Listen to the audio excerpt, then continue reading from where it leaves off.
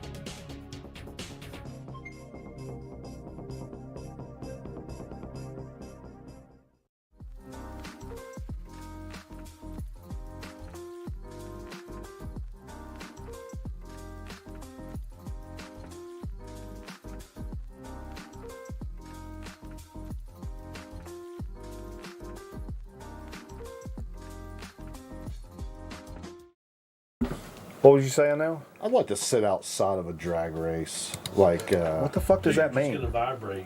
What is just that like mean? 500 yards away from the track or something like that. Just stay in the parking lot and drink beer and tailgate and watch whatever. Have television on or something. And just hear it. Right, you'll be sitting there at your campsite, and your fucking beer, if you just popped a beer and you took a swallow and set it down, the vibration would make it foam over. Yeah. I want to get into something. I'm enamored with the fact that you remarkably almost every time say television rather than TV. Oh. Where does that come from? I think TV sounds stupid. Like, really? I think it sounds uneducated when you say TV. Interesting. No, I mean that's not a knock. I just think No, it sounds like lowbrow to say TV. Television tells lies to your vision. Like I think, It's not real, man. I think TV's like it's just the not really acronym, I guess, because it's one word. So It's an abbreviation. Yeah. I think would be a. But yeah, like You should put this TV's not in front of the microphone. TV's lazy. What was the daughter's fucking Alf? Oh, Both of you Oh guys. yeah, whoa, totally. whoa, Totally. whoa. Oh, I'll turn around for Andrea Ellison all day long. Oh yeah. I'll break a neck for her. When she says Alf, I'm on the telephone. Whew. She means I want you in this fucking tang. Man, Hey everybody. My wife used to talk about how attractive she was. Who, Alf? No, Andrea Elson. Yeah. Roger that. Roger that. What's up, everybody? Welcome to Grown Man Record Night. Yeah, we got a good show for you tonight. I'm really excited. If you notice down here between the legs of this desk. Thank you, Nate. What? I got a case full of tapes. My mom found a case full of tapes, and some of these I've been looking for a really, really long time. And there's one tape in particular I've been looking for since when before this show started. I knew I owned it, and I thought I had it here, but I didn't. That was bullshit. And my mom found it, and I literally jumped for joy. It's always fun to find something. She was like, "Oh my God, I knew I should have put this in your stocking," and she was probably right. But I was so happy at the time. I was like, She "Man, could have went out and bought you another one and put it in your stocking. well, You it's never not the would've same. known, It's not the same. You know, No, but like a used one, and it would have been like all Yeah. raggedy, and you would have never known. Well, you probably I wouldn't wouldn't have known. though. I wouldn't have known the difference." Abbreviations are for dummies. Yeah, that's right. So I think it's like a kid when you say TV. somebody I knew wouldn't use contractions. Who wouldn't use contractions? Anyway, Like, do you think when y'all went and interviewed the governor recently, like he would have said TV? absolutely, to sound folksy. Yeah, to sound folksy. Dude, there's nothing but abbreviations in aviation. Sure. Same in media. No, that's one thing though, because that's like a language. You know, Well, that's how y'all communicate, and I mean every. Yeah, No, I'm even, not talking about that. Like, but even on the actual television, where news people are saying, just tune your TV, they would say TV. they don't win. They would Other say than me, TV. TV win. They would. Yeah, it's not me television. They It's not. They would say dial. It's really. not must-see television. It's must-see TV. I guess. I mean, you know. I don't know. It's a strange hill to Well, die you on. can say I whatever tip you it. wanna say. Look, I tip it. I prefer boob tube. Yeah, you don't hear hear that one much anymore. Idiot box. Idiot box. Yeah, we used to call it. Television. We used to call Drug it, of the nation. We used to call it the devil in wood. That's what my dad would call it. Oh, Woody D. Because it had a wooden. Woody case D. to it. Yeah, Woody. the devil disguised in wood. No bullshit. Woody Devil would go crazy as a band name. How about Fantasy Box? Fantasy box. Fantasy box? Yeah, sure. That's nice. Wooden box. Yeah. Dusty wooden box. That's, What did that that's say? code Somebody for say- old woman. It's more than 10 years, Mikey needs to update that. Yeah. Update what? Well, I've at least been looking for it. Oh, the 10-year on the video. Yeah, it's Thank yeah. you, Shane. Thank you, Shane. It definitely. I thought you were talking about the tape, but yeah, definitely. I don't think I have that project file anymore. I might. It's possible. Like, do you not say compact disc? Do you not say long play? Like, I'm going to go buy me a long player? Hey, I saved up. Hey, bro, I saved up enough money. Let's go buy a long play. I went to a record show and I bought 3 long plays. Yeah. I call them extended plays, though, seriously. Yeah. I really do. I think it sounds like you're in the record business if you call them extended plays. Yeah, sure. Hey, okay, so we got the tape box going on down here. Zonkman said he's got some digs of the week coming our way as well. Also, I had something. You guys ever have? Well, where I had a week where everything pointed toward a certain artist. Several things happened in a row that pointed to a certain artist, Julian Lennon, also? which led me Not John, Julian. to placing an order. I bought a record that was on sale. It all makes sense if you just stick around for fucking dig of the week. God damn it, I don't want to. Sorry. Just stick around. We got some good stuff coming for you. I picked up a soda. We got some chips coming in the house. Lots of good I stuff. heard he's a really nice guy, Who's that? Julian Lennon. What are we doing? I did learn something this week. Okay. And I kind of grew up. I don't like saying I grew up on a farm. You when didn't grow up. when I was a little kid, like all of that stuff was farmland. It's not like 50 acres, but it was like my grandfather farmed all of that. Tobacco land. No, it was all vegetables and shit. Huh. And my grandpa had chickens. Like I grew up with What did you chickens. do with the vegetables? Did you go to the? We ate them, canned Y'all go them. down to the market on Saturday morning? No, we didn't sell them. Everybody canned it. Everybody in the family got stuff. That Like, much land, they should have lived off of it. Like, well, my mom's family had like 7 kids. And there was a lot of like aunts and uncles, and we'd all come over like on a Saturday or whatever and help like, dig taters or like pull whatever was out there that was ready to be picked, tomatoes or whatever the fuck. Mm-hmm. And then like everybody got enough to like take home and freeze or can or whatever you wanted to do. So it was really food for the whole family. yeah. Really cool kind of as I'm saying it out loud, I'm like, that's kind of dope. And I never really thought of it that way. But anyway. Like But I grew up country on a farm, even though it's not like old McDonald shit. It was a farm.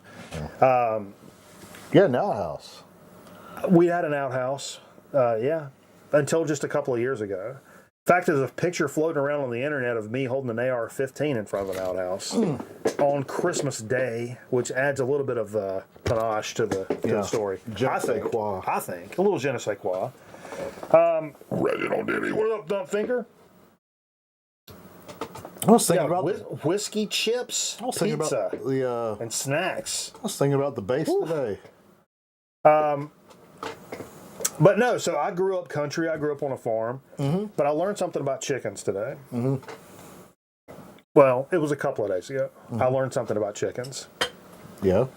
Do you know when chickens reproduce, when they have intercourse, sex? When chickens have sex, like afterwards, they die. I don't think that's true. That's Dude. not, there's no way that's there's no way that's true because there's there's chickens everywhere. They're being shorted of chickens. Chickens die after they have sex. Okay. Well, I don't think that's why is that? The one I was fucking dead.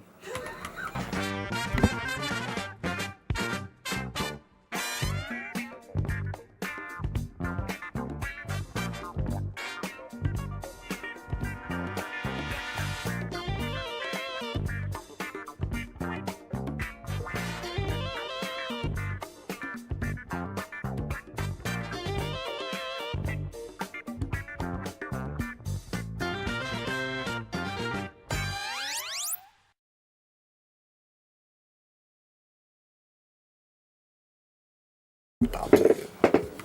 What? Thank you, sir. That was so bad. I heard that last night. Come on, and I it's just not- come on. I thought Look, it's the holiday I've season. been dreading today.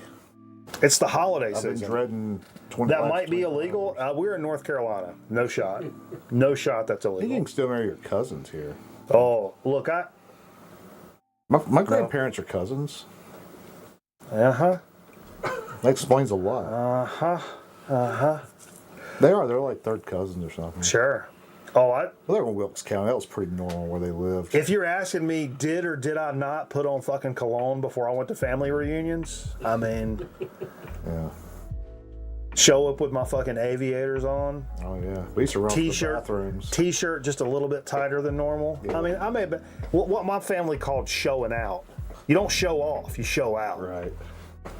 Did I ever tell you about the I time like to show out in front of my cousins. There was a couple of them Did I had ever some tell you bazooms on. the time my cousin hit me in the head with a baseball bat in our family reunion?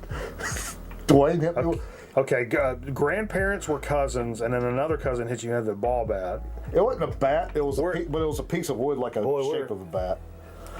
Still Dwayne, I had to go to the hospital. We're really breaking ground here tonight, Jay. I think we're really starting to get into Like, something. I had like an egg form on my forehead. Like, What's up, Dave? Jay's family tree doesn't fork. no, it just goes to the heavens. No, it's sporks. It just goes Because to they're the all heavens. fat and eat Taco Bell.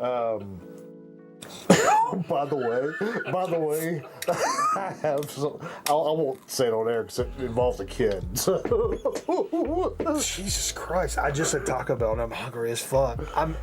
Man.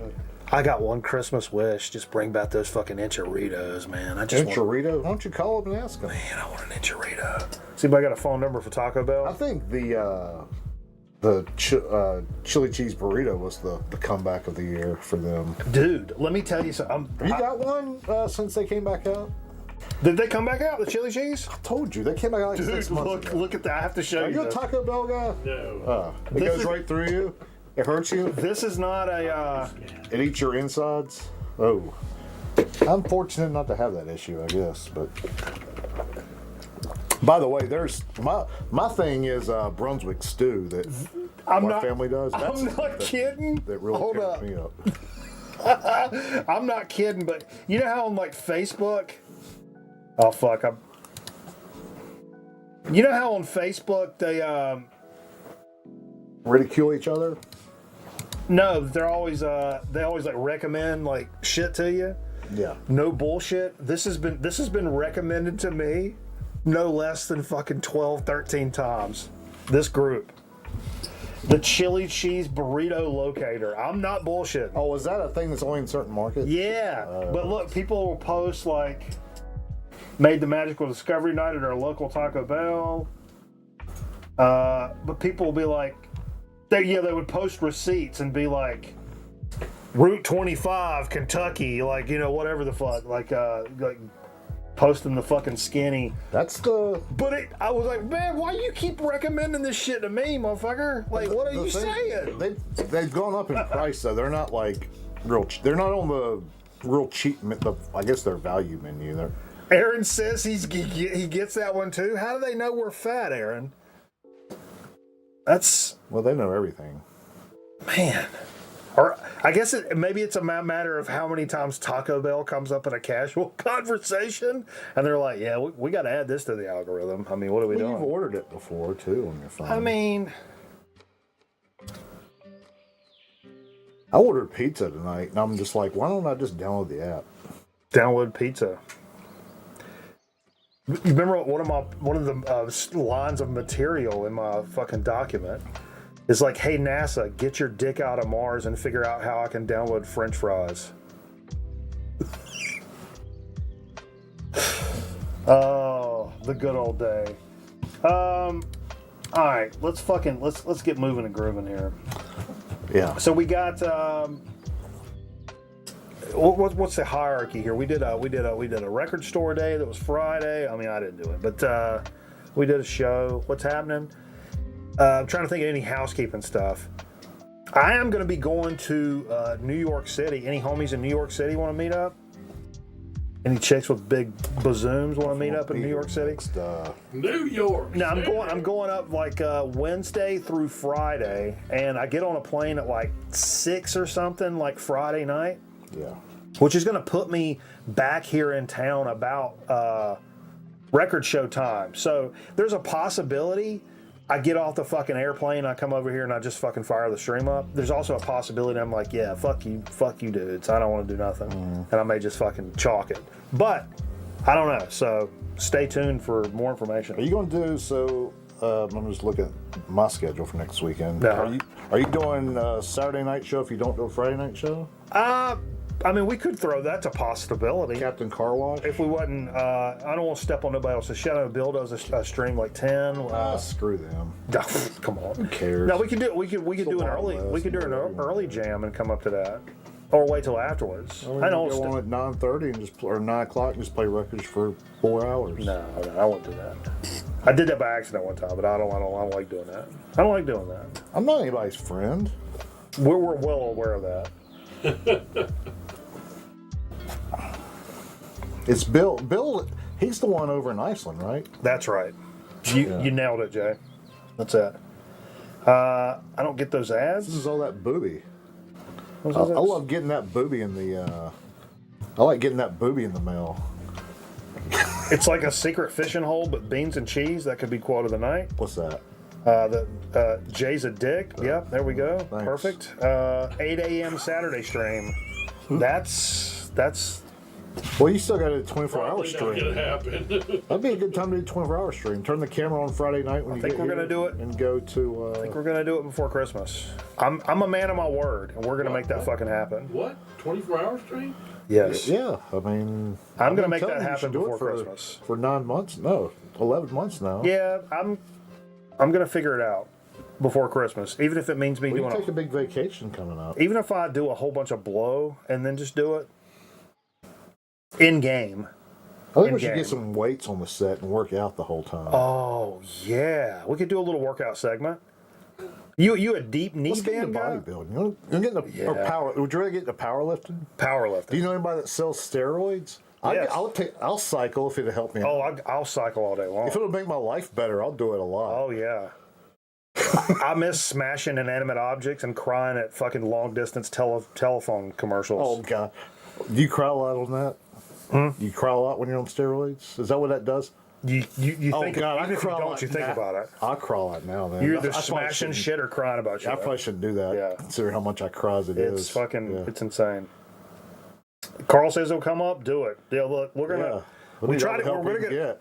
we're gonna, you know, I Carl's wanted just to, coming for the. I mean, I think like Scotty was gonna come down and shit. Like, man, we need to fucking, I don't know. That's when we can do our putt tournament at the same time. Yeah, hopefully it'll be 24 degrees like it is now. Actually, it's probably dropped. What it is? We're talking about 24 degrees right now. Yeah. Is it really? Yeah, it's 24 degrees in North Carolina. This is not Put my ideal. coat on. Let me go grab my coat. It is. It is. 24. It is not an ideal situation. It's be down to like cover your plant. Take a water power down. dump for Jesus? Sure. Who? Sure. Who said that? Carl.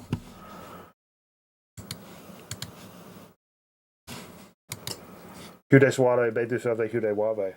It's snowing in the studio. It's chilly. Yeah, it's, I mean, if you couldn't tell. It's snowing up in the mountains probably right now, isn't it? What are you, Frank Deal? I heard he had really soft hands.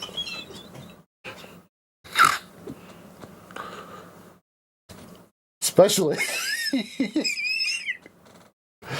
Oh, fucking. I really did hear that, actually. Had the hands of a dancer. No, it was from Charlie Bell. What the soft they were. That's like, dude.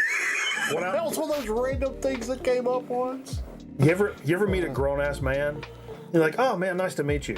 And then when you go to shake their hand, they do this little thing. There's a little bit of a turn, and it's kind of a wet noodle with a turn. I'm like, Yeah. I'm not trusting you in a business deal. 23 and no snow in Holy Asheville. shit! What up, Merv? Um, Nate says he's there too for a 24-hour stream. Let's work this out. Let's work this out. but like, it's cold outside. Yeah. What? The dead fish handshake. Yeah, the dead fish. I can't do it, man. Yeah. I'm immediately sus, and I don't mean like, oh man, you're gay. No, it ain't that. It's like I just don't trust you in business. Gay dudes are ripped. You're telling me they can't have a fucking firm ass handshake? That's another whole bag of beans. And you're supposed to look somebody in the eye when you Yeah, sure. It's not a. And That's people not that don't do that are It's a not little an effeminate suspect, thing. It's, I do that to people I don't like. I don't look them in the eye. Like when I shake their hand, I don't look them in the eye if I don't like you. Like, or if I feel forced to shake your hand, you know. I'll come sit on the set shirtless for the 24-hour stream. Do it. Who said that? AG. They won't let you. They won't let them do that though. Oh, you will they? can't be shirtless. Well, you got to just cover your nips up. You got some pasties. I about said get some pasties. Aaron Griffin 100% already has Some pasties. gaff tape. Gaff tape. Gaff tape. That's all you need. Gaff tape Might rip fixes your everything. hair off though. I have a lot of hair around my nipples. There's a fucking electrical tape. What's that, like Windio? Yeah, yeah. Let's see, I had some stuff written down. Chickens die after sex. Boom, got it. Bop, bop, bop, bop. Oh, you're talking about news. One thing I learned last week was for Record Store Day, the Van Halen released one. One? A record. They released a new record. Like, I mean, it was a previously unreleased live show. You mean it? Well, you said it won. No, released one. Oh, released one. I thought I was like, there's a record store day competition. They were number one. Number one. on Raise a Record Store shop. Day. Raise a shop. No, they released a live show. Well, it's not. I mean, it's not previously like unearthed. It's one from Dallas, but yeah, that was an official release. I hear Eddie Van Halen cut his hand as a child, and that's where he got his first taste of alcohol and cigarettes. Probably While they were waiting for the doctor to come. his dad. His dad cut his hand really bad. His dad used to make him like give him alcohol when he was a kid. Make him? Probably You bought force some- him. Yeah, well, I think it was a little like, here, drink this. It'll help you relax, kind of thing. I was trying to do that as a joke, but anyway. Here's some news coming out of the coming out of the internet. I don't know if you're an internet guy or not, Jay. Kraftwerk's going to return to North America in 2025 for a tour that celebrates the 50th anniversary of Autobahn. It's kind of a low key, like, I guess they did this once last year as like a one-off thing, but there's going to be kind of a host of shows. Big time, like U.S. cities. They're not coming to fucking Topeka. You know what I'm saying? What's wrong with Topeka? That's a big. It's a medium-sized market. Here's the weird thing: there was a preview of the tour coming out, which had a Tony Hawk and a bunch of fucking skateboarders in it, and they would skateboard, and then when it would get to like the apex of the fucking shit, they would turn into like these like that kind of fit like wireframe digital figure. It was really weird. I'm like, what the fuck does Tony Hawk and skateboarding have to do with Kraftwerk? I mean, I didn't mind seeing it as a man who mixes up cartoons with heavy music, and you know, I see the juxtaposition there, but it was just very odd. It's like Kraftwerk's coming out with a new tour. Tony Hawk's in the new video promoting it. I'm like, huh? thought maybe they disbanded after Rolf died. After what? Rolf died. Jesus Christ. Wasn't that his name, Rolf? You can't live with them. You can't live without them. One of them's name's Rolf, I think. There's something irresistible about them. I thought they She made disbanded a monkey after out of old King Kong. after I that. hope that something better comes along. Kind of like ZZ Top. Oh, what could be better than a saucy Irish setter when puppy love comes on strong? They're one of those that should hang it up. Who? ZZ Top, I think. I think they should have just did a different band after fucking Homeboy died. Yeah, they should have did the Moving Sidewalks tribute. Like put together wasn't all Moving those guys. Sidewalks.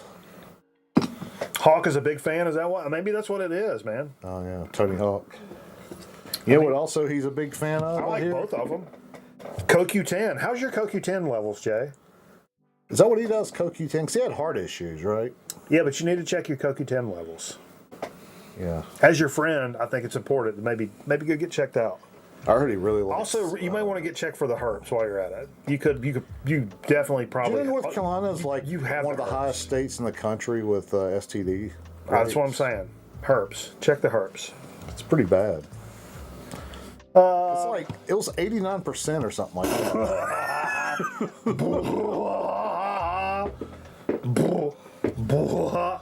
You know something? I just realized a couple of days ago. I should have did this off the top. Let's see. You realize What's something real exciting that's coming up Christmas. after Christmas? September 11th? Jesus fucking Christ! I don't know. I mean, December 7th. Is that today? Year's. Is today December 7th? That's Krampus. No. Tomorrow, December 7th? Yeah, it's Krampus. We got to watch December Krampus. 7th. No, December 7th is a big day, right? The D-Day? Ask your doctor if Big Tarvey is right for you. Can you not type Big Tarvey in the chat? It'll get banned. Will it really? No, look. I thought it was Bit Tarvey. Like B-I-T. No. You're saying it's B-I-C-K? Yeah. Big off. Tarvey? Get off me, Bick. I'll do anything for Life. Life ain't It nothing doesn't but say. Bick is in money. Flick my Big Tarvey. No, look. For only the second time in record night history, my birthday is going to fall on the fucking Friday. January 3rd. Oh, your birthday's falling Friday. Yeah. That's only happened one other time. That's right. Once every 6 years. So, yeah. I'm excited about it. I was like, wait a minute. Something popped in my head, then I pull up the calendar on my fucking PC, and I'm like, oh my God, it's going to be the day. We're going to have a big old time that night, boy. Say. Yeah. Say. Yeah, I don't know, man. I wouldn't count on it. Birthdays are let down as you get older. No, they are if you're not doing this. If you're doing this, it's the best time ever. I don't know, man. That's going to be probably like the Friday night everybody's out of town and won't be watching. What'd you say? January 3rd? If I don't get 7,000 gifted subs that night, I'm shutting the stream down forever. Oh, people don't care. I know. Forever. Big news. I know VK dropped this in the Discord. If you're not following our Discord, go fuck yourself. Yeah. Becoming Led Zeppelin documentary finally gets a release date. This shit's been kind of trolling around here for a little bit. Yeah. So what's going to be coming on with this is after years of fine-tuning, Becoming Led Zeppelin finally has a release date and a trailer, the official trailer. First official documentary of Led Zeppelin arrives in IMAX theaters on February 7th. Footage of the legendary British band over the years is interspersed with present-day interviews, old home movies, and live concerts. Also reveals that the documentary features a never-before-heard interview with the late John Bonham. Okay? As the first authorized documentary on the band, it's going to be told like through their own words and shit. Lots and lots of new fucking shit on here. Well, like, here's my thing about this. And Also, I'm throwing this out there right now and we get into it. Well, no, go ahead. But, I mean, and no offense to Vance. I mean, because you're a fan, you love that stuff. But, like, you know, like, what are you going to learn? Like, No, but it's stuff you've never seen before. It's not a learned thing. It's But it material seems like you've it'd never already seen. be out there somewhere. It's not. So Like, this is completely brand. unreleased footage, like the whole Yeah. documentary. Some of it's going to be stuff you've seen, but there's stuff in there But, that. like the stories are probably all gonna be stuff you've heard before. But you some of the interviews and stuff is stuff that hardcore Zeppelin fans like VK has never seen because it's just not been there. I mean, I just which is thought crazy. everything was out That's there. crazy. Because like, That's what everybody thought. That's what I'm saying. like for Van Halen, like most everything's there's probably stuff in the vault though. You know, it's pretty cool. But yeah, a lot's out there. There's new bootleg footage. Is it the story of Led Zeppelin, or just like stories of about Led Zeppelin? Ow. Like, is it going to focus on certain? Coming, man, the early So days. is it going to focus on how they formed, or is it going to be like the whole thing, or is it going to be more Also like around- successfully uncovered previously unseen footage from the band's 1969 concerts at Atlanta Pop Festival, Fillmore West, and Texas Pop Festival. All stuff that's never been seen before. It's the rise of the band up to 1970. So that's the early stuff then. Okay. Yeah, I'm on board for that, 100%. That may get my ass into a fucking theater. If something IMAX, huh? IMAX, too. That would be fucking I don't know where insane. the IMAX theater is around here. I've never seen an IMAX movie, I don't think. I've seen one. Other than, what is that, Canada in Epcot Center? That's not IMAX, that's something else, isn't it? The 360-degree theater? Yeah, IMAX is like where you sit really close to the screen. My neck hurts already, brother. Oh, fuck. Hey, would you hand me my Zens off the top of my... It's like where I sit in the living room. Oh. Yeah. Thanks. Blowing up a Super 8 to IMAX. Yeah, that's crazy. That's because Hey, I'm what sure about some bling? I'm sure that original stock is fucking Well, so when is the documentary originally from? Like the origins of the documentary? the document. It's Like, because you say you've years been ago. waiting for it to come out, like, but has it been something that's been in on the shelf for 40 years? Or not is on it- the shelf. They've been working on it Do for you get to see years. John Bottom's dog? Who's John Bottom? John Bottom. He was the guy that shot Reagan, wasn't he? John Power Bottom. Oh, here you go, Jay. Here's your fucking kernel. Somebody says AI generated. The Dead and Company. So tell us what you know. Also, I've got a theory about this. This is Dead and Company. They're going to be doing another residency at the Sphere in Las Vegas the spring of this year. And that's the only shows they're doing. That's not to anybody's now on. surprise, though. No, right, but like, Well, they also said they confirmed. weren't ever going to play again after the last show, you know. So, yeah, they're like they're becoming. Okay, the, but does anybody notice anything about Bob Weir? how he's just wearing capris. Oh, he wears capris a lot. He looks like a pirate. Is this the motivation? Is Bob Weir the motivation for you wearing capris? No. I just think they look cool. Okay. I thought I was onto something. I thought I had a cool. thought I had a line on I something. like the capris. They're good. Eddie Van Halen wore capris in 04 when I saw him.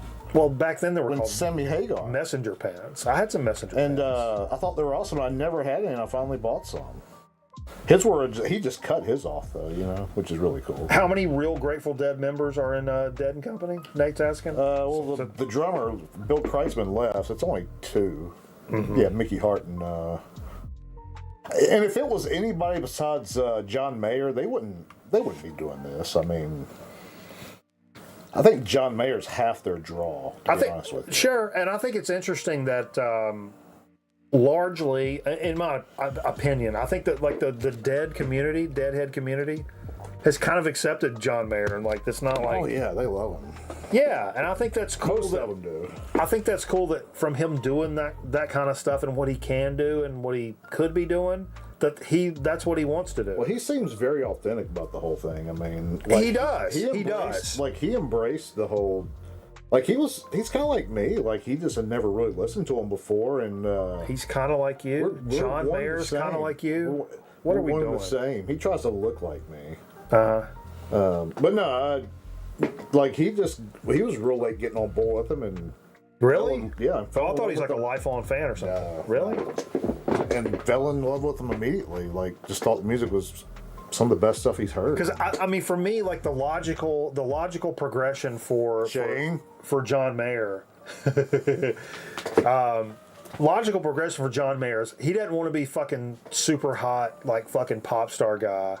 He can. It's fun doing this. I mean, right. What I'm saying, the super logical progression. If he's not having fun doing that shit, what's to go do some blues shit? Because he's a fantastic blues player. I think. Well, not blues, but I mean, this is jam. No, I'm saying, but he could go do like real blues shit. Oh yeah. I would figure that's what he would be doing, but he chose Dead and Company over blues shit. Well, when he tours, I mean, his band's really good, and a lot of his stuff is blues rooted. Any relation to Oscar Mayer? Yeah. He's the heir of the Bologna factory. Oh. The bologna money. That bologna money. Pop, why you finger my bologna? But no, I mean, he just gets Jay is the John Mayer of the triad. Thank you. No, he just gets to jam out though and just play for 3 hours. I mean, and a lot of it's improvised stuff. I mean, for me, I don't want to get into a whole John Mayer thing, but for me, it was like the seeing him on Austin City Limits with the blues guys and stuff, and he was he was tearing it up. Yeah, seeing him with BB King. I think he's the best, tearing it up. Best like at what he does. And it completely changed. And then seeing him on like fucking Chappelle Show, and I'm like, all right, this motherfucker's got a sense of humor. Yeah, he's a funny guy. I mean, he's like a very likable person. Yeah, I mean, I'm obsessed. I know where he lives. I know what he drives. I know what he eats. I know his cycle. If you know what I don't know what that means. I'm not stalking what's you, he but cycling? you're out of mustard, if you know what I'm saying. Yeah, what's he cycling? My hair's all flat because I had that hood on. Yeah. I'm gonna pump this up. We'll pump it up. You gonna be a skater punk, Jay? Pump it up. You wanna be a skater pump punk? it up. I think that was a cheer, wasn't it? Am I a skater punk now, Jay? Oh, I bought a book the other day on Cheers. On the show cheerleading Cheers? instructional book. Huh? I bought a cheerleading instructional book the other day. A cheerleading coach. While they're checking you out, were you standing like this at the register? I had to fill out paperwork. You know this is on camera, right? Like, mandated paper. I had to fill out state mandated paperwork. It had to be notarized. That was the weird part. it has to be official, yeah. and it has to be urine. But yeah, now they let me get it. All right, let's move along. Fuck, Dead and Company, boom. We talked about this before, I think, but or did we? We talked about this before? I don't know. Pearl Jam and AC/DC both have announced they're going to be doing tours in 2025. And I'll let my thoughts be known about. I'm not an AC/DC fan, but in my opinion, if you've seen them a bunch of times and you're like, yeah, we're going to go see AC/DC, we're just to have some fun or whatever, cool, whatever. But if you're a cat that's never seen AC/DC and they're touring around now, dude, don't go do it. Yeah. I don't think, in my opinion, It's kind of like seeing Kiss now. I mean, it's kind of like right along the same veins of going. And I saw Kiss, 4 years ago. I've never seen Kiss, and I wouldn't want to go see them now. If you could like teleport back and be like, okay, you want to go see Kiss in 1978? I'd be like, fuck yeah, that'd be awesome. Well, it's kind of like when you have to start tooting down a half a step. Like maybe it's time to start. Half's not crazy. But Van Halen did that with Daily Raw. No, when you start doing this, oh yeah, that's when you got to give it up, 100%. But yeah, and the Pearl Jam's got a big tour, and we were talking about it earlier. It's so funny how kind of inconspicuously, like Pearl Jam has turned into one of those bands like the Dead that like people tour around for, and like it's kind of a jammy band that just kind of tours around and people follow them and stuff like that. It's like, man, I never would have thought of them as that band from back in the day. No, but I mean, I kind of get it now. There's a few that are like that. Those like legendary acts now, like U2's like that. Like, but people follow them and shit. But no, they're like. I don't think people. I mean, it's got that vibe of the Dead. No. It's like I'm saying more like they're more like a must see band, like a see one time, like a Foo Fighters or a see them one time, you're good kind of thing. No, but you got to see them one time. you know, like kind of like the Rolling Stones, you know, like they're a legacy band and like, but they're on that. They're an A-list act though that you have to see. Yeah. You know. Vance said, yeah, that's what we're talking about. Vance said, trying for Florida, PA, and NC. I hope you get the NC, dude. Yeah, Raleigh, that shouldn't be that hard. If you get them like the first hour they go on sale, you could probably get one for Raleigh. It's a 20,000 seat arena. I mean, yeah, but I think that's cool. And I wasn't the biggest Pearl Jam fan back in the day, but I think it's really cool. Like at this stage of the game, seeing what they've become as that band. I liked them a lot more after I saw the doc. I mean, I liked them obviously like the first record or whatever. Actually, I had the first A three. lot of Pearl Jam haters in the VC, really? I mean, I had the first. I mean, I was three. a Pearl Jam hater in the '90s, but I was just so. But I really liked them more after Pearl Jam 20 came out, like the documentary. I really liked that documentary about Pearl Jam. Yeah. I liked them a lot more after that. I kind of got back into them, but I hadn't been hardcore into them. All right, boom. Weekly stills, boom. Yeah, bucket list bands. There you go, Carl. It's like, you know, bands you see once. Here's one for the fucking heads, man. Asherah Temple, starring, would that be Rosie or Rossi? That's Rosie, right? I guess. I don't know. The 50th anniversary. Apparently people have been waiting on this bitch to come out. It's the 5th studio album, originally released in '73. A lot of people say this is like the fucking one. You got your fucking psych rock, ambient shit, early electronics, like soundscapey, crowdy stuff, and this shit's really out there. And like, but it's a palatable listen as well. And they got together and like recut this shit for this repress, and it's like legitly done, supposed to sound really good to the band's like specifications and shit like that.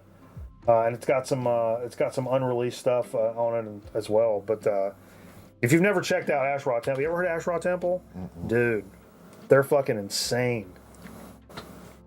Insane like krautrock stuff from the '70s, and some of their records are really pricey and shit. It'd be dope to pick up for a decent price. Yeah. This 50th anniversary, there's a couple of editions. I think there's like a baller edition and then like kind of a normal one that you can get. Oh, I get the baller one, man. I need some bling on my wings. Let's get into rings. I've got a ring right now at the house. My ears are ringing. Do you really? Yeah, it's not real. I mean, it's. Yeah, Ring pop? I'll tell you the story. I don't like this. I don't like that at all. I'll tell you how they were acquired off the air. Yeah. If not somebody give 5 subs, I'll tell it right now. Well, look at this guy. Look at this guy. Moving and grooving. Rumble, bumbling, rumble. Yeah, but anyway. Yeah, that's kind of the shit that like popped off this week or whatever.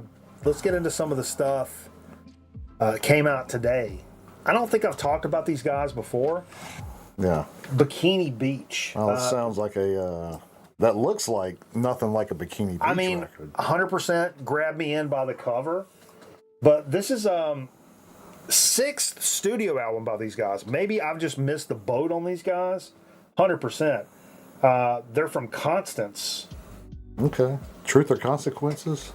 New Mexico? This is their... Trio's been timelessly delivering one album after the next since 2015. Now, to me, this sounds like kind of that Australian revival of punk that we've talked about a lot here. That you hear a lot of bands like that, but they're not from there. Where is Constance? Is it New German? Hampshire? Huh? New Hampshire. No.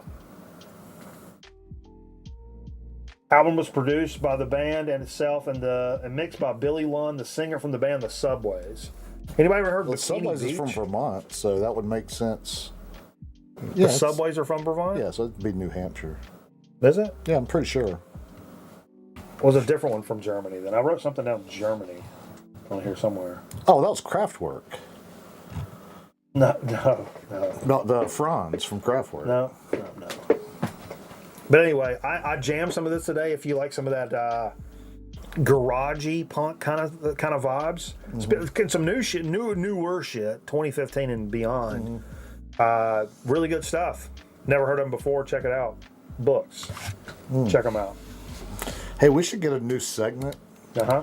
called Zonk Man Doing Lips. Doing lips? Yeah, he's over there putting chapstick on. Oh, shit. And he's doing like LaWanda.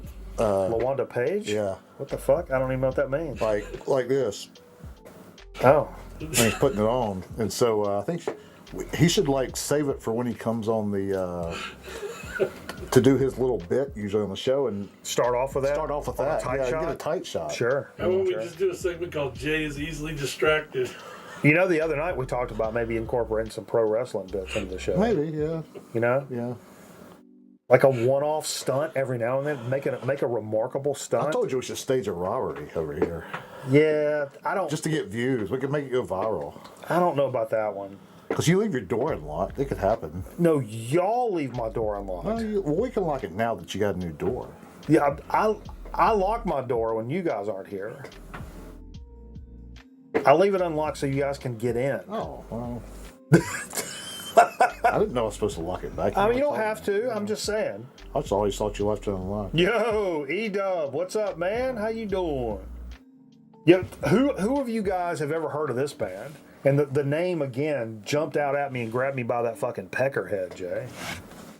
Cargo Cult and Texas Biscuit Bombs.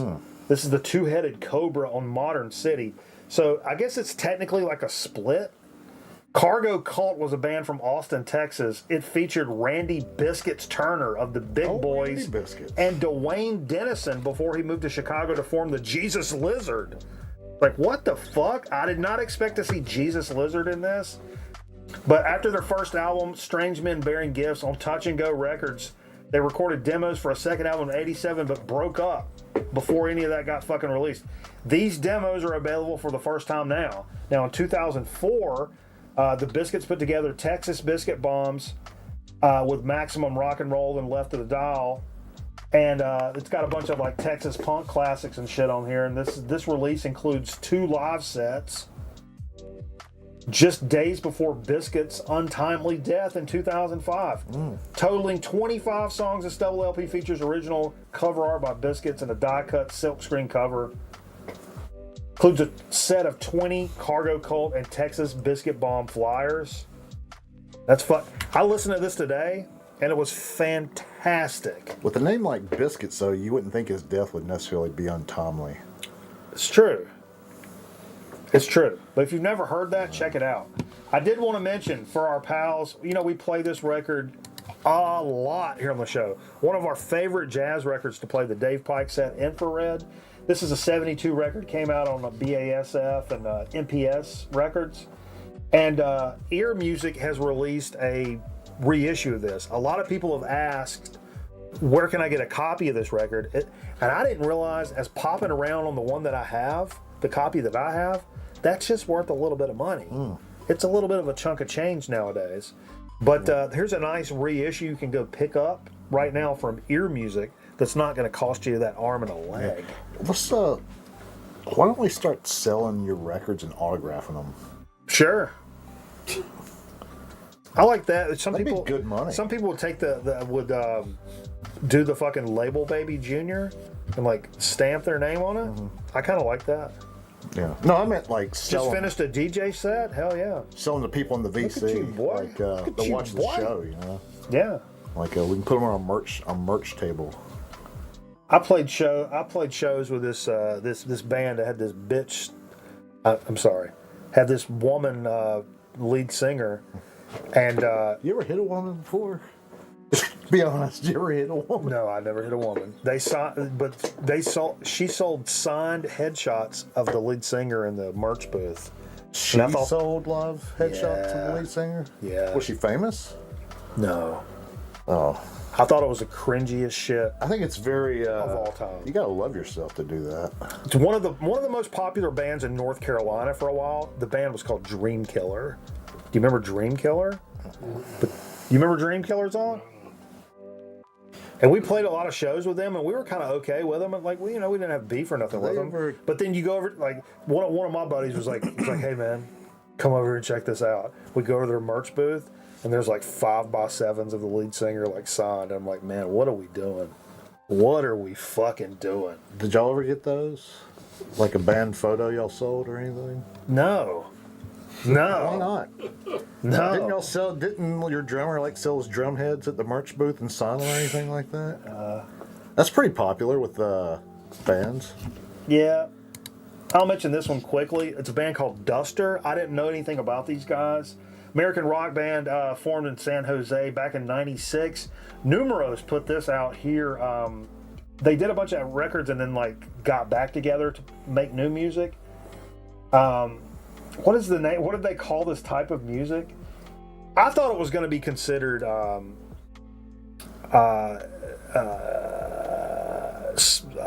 fuck.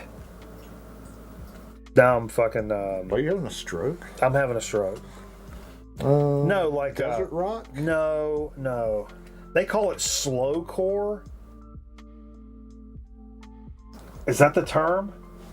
I don't know. I don't know. That's it in my segment.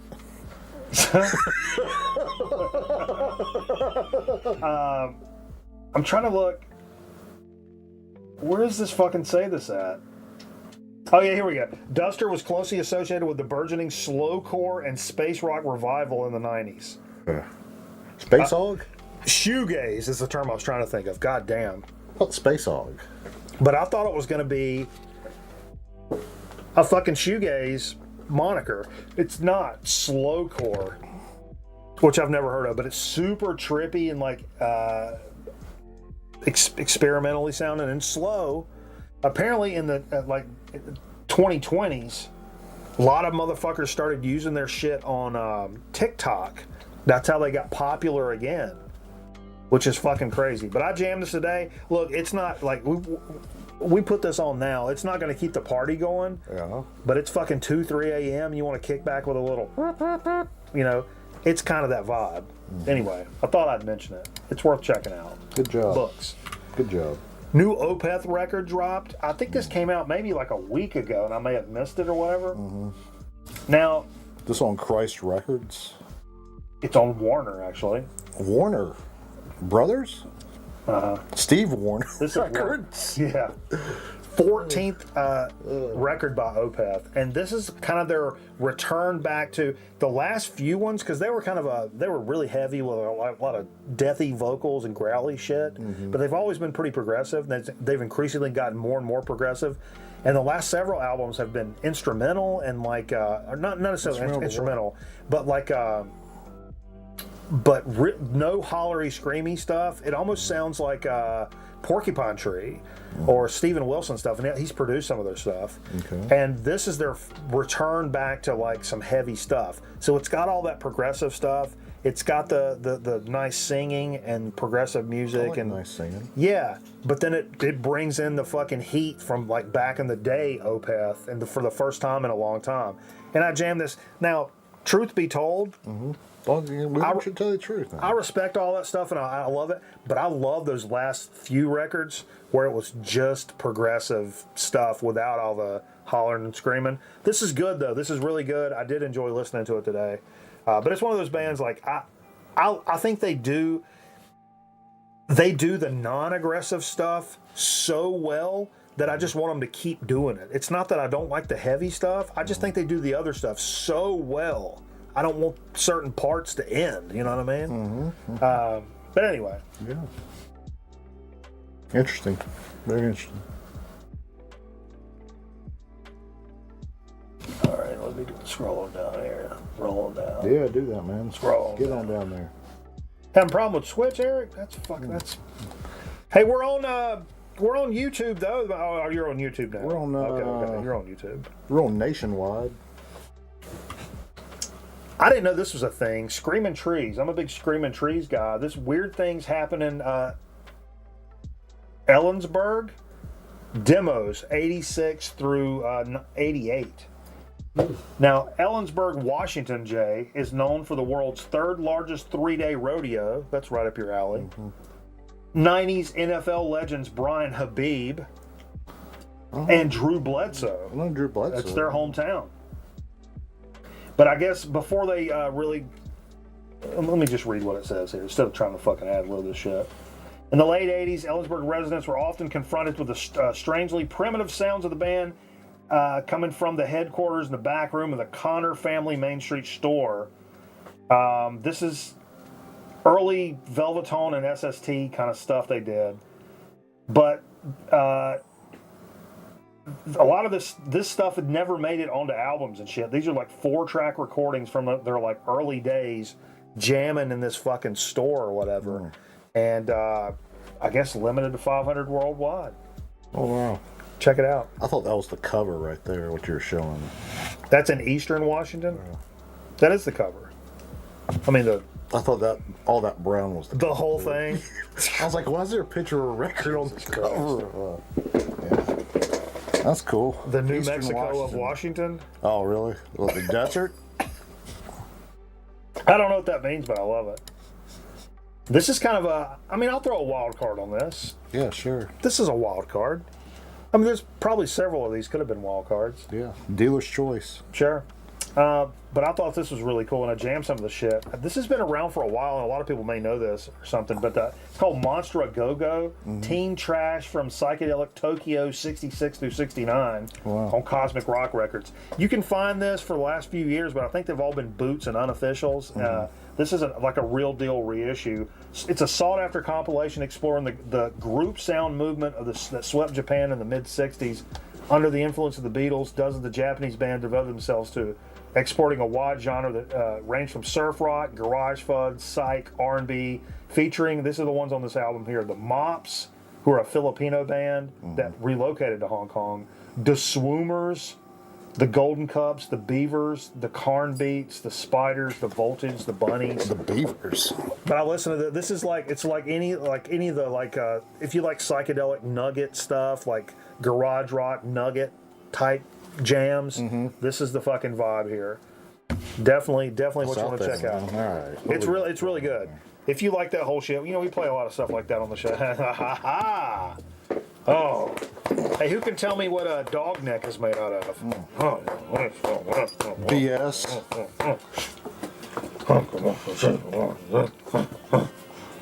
I heard you can get dog in Canada. Can you get dogs in Canada? Tink, do you know what dog necks are made out of? Leather. Little pieces of dog. Dog cells. Yeah. Was that sponsored by... Yeah, that's right in your wheelhouse, E-Dub. 100%. Did the SPCA sponsor this segment? Maybe. What does SPCA stand for? Circus. No, wait. What'd you say? SPCA. I gotta pee and maybe take the dog out. Citizens Pet. Citizen on Patrol. You have to tell us a story. Then we'll get into what we played. I don't have any stories. No, tell us a story. Tell us about going back to the Zamboni game. I don't really have any stories. Started back at work. Doing ice, if that's what you want to call it, slinging ice. This past week, it was a successful. It's been a successful venture. No issues. So, I can't tell that 2x4 story. Oh, the one with me getting in the hit. Yeah, that wasn't. Oh, the ring was the one I wasn't gonna tell. Yeah, the two. So we were at a church. My dad's family's from. Not really western. It's like, about 30, 45 minutes past Winston-Salem, which is kind of the first part of the mountains, I guess. It's where the mountains start to take shape. Would that be a good Elkin? Sure. And it was just typical picture a country church out in the middle of nowhere, and they had we were outside, actually right next to the graveyard. And we were playing like baseball, and there was a stick like the size of a baseball bat, like a pretty hard piece of wood, and my cousin picked it up, and somebody was tossing like acorns at him or whatever, and he hit and looked and didn't see me, and I was right behind him, and he like hit me like I don't really know which way he was going, if he was going that way, like backwards, or if he was going forward, like going around or something. But anyway, it didn't really hurt from what I remember.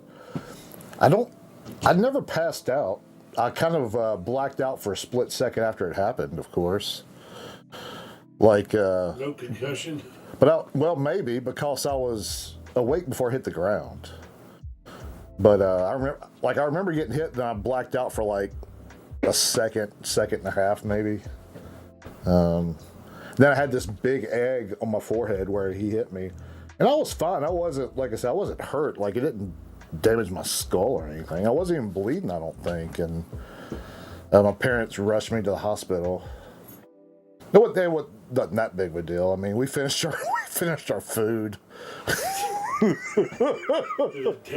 My dad had to finish eating first, and then. What is he talking about? But yeah, no, that's what happened. I was fine though. I was fine. Yeah, I said my parents had to rush me to the hospital. I said my parents had to rush me to the hospital. Is all I was saying. My dad had to finish eating first. That's a true. Was it beef stew? True story. No, it was a potluck at church. You mean weed and shit? No, it's like alcohol. Thanks. Yeah, you didn't already smell like alcohol. Sorry, everybody, for the interruption. Did you? But yeah, I did. I had an egg on my forehead, so it went away I think it was pretty much down by the next morning. When was this I from? went to school the next day. You always have egg on your face, don't you, Jack? Oh, face. I would have been probably. Face. I don't know, like How low can kids' you age, go? 9, 10 o'clock. Death row like a brother no. Yeah, but I'm pretty sure I got a concussion from it though. We're pretty sure too. First record he pulled out, I think we played this not too long ago actually. Little Jimmy Smith, Plain Talk. This is a little Jimmy Smith on Blue Note. And Bill inquired about it, so I didn't know what year it was, and so he looked it up. It's 68. 68. That's counterfeit, I bet. It's not counterfeit. Good time stuff. We played the side. I got to play the side one because it's got Big Fat Mama is the very first track. So sure. I mean, what are we saying? Of course that's what we're going to lead off with. Let's pour a shot up while we're talking. Sure. Here, you pour them so I can keep talking about records. I saw that a reissue of this came out today, and I was like, man, you know what? I kind of dig this record, and I'm not fucking... Get your phone there. Move your phone. Nancy Sinatra, Country My Way. Whew. Man, Nancy Sinatra. Has there ever been a woman hotter than Nancy Sinatra? Yeah. Look at this back. Look at this back shot. Now tell me again. Yeah, totally. Jesus fucking Christ, dude. Loretta Lynn. But Like, this when she apparently was in this her got a nice 80s. proper reissue today. But played the side that had Jackson on it.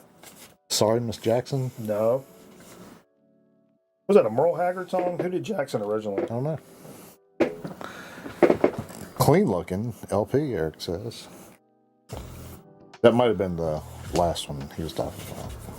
This isn't super great, but it's pretty good. No, you mean clean looking long play you got there, Yeah. not LP. Right, but between her legs is clean. Oh, that's where my finger is. She looks like the girl from Beverly Hillbillies. Ellie Mae Clampett? Ellie Mae, yeah. That's good work out of you, Jay. Yep. Gordon the Mule Terry played fiddle on this. Nancy posed for Playboy in the 50s. You should go buy one. You think she's A Playboy? attractive? Go buy one. Yeah. Can you go to your newsstand and buy Playboy anymore? No, they stopped. It's online only now. Well, Yeah, you didn't know I that? think there's a lot better sites to go to than Playboy now, huh? No, that's a country. Who said that? Carl, who do you think? God, Carl. Pull out a little Dinosaur Jr. Beyond. This is a 2006, I think, record, and this is a reissue for the 15th anniversary. 2006, 15, 91. Again, good work out of you. It's good stuff, man. I really enjoyed this. Always enjoyed it. I don't know what made me reach for it tonight. I just kind of felt like You it. feel like somebody guided your hand tonight, huh? Yeah, the good Lord. There Good Lord just... Put you in the right spot. I'd say it's the biggest thing the good Lord's ever laid on my heart. Stop, man. Stop. You guys into James Rowan ads? He's a local that's a local commercial. Oh, have you seen the one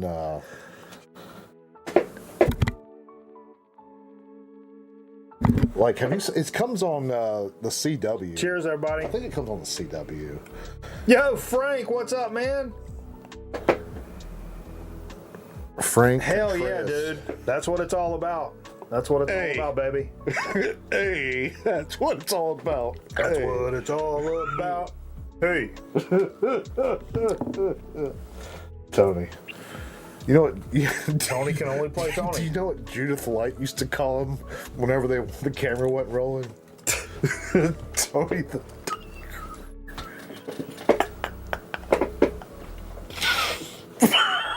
I don't know why. This big cereal guy. I almost threw up. He's a big cereal guy. I told Jay to pull something out. Reached up and grabbed a little bit of some fucking Rick James. Bitch. Little street songs. Not pulled this one out in a while. Yeah, this has got the hits on it. Look at that back cover. Look at that harassment by that cop.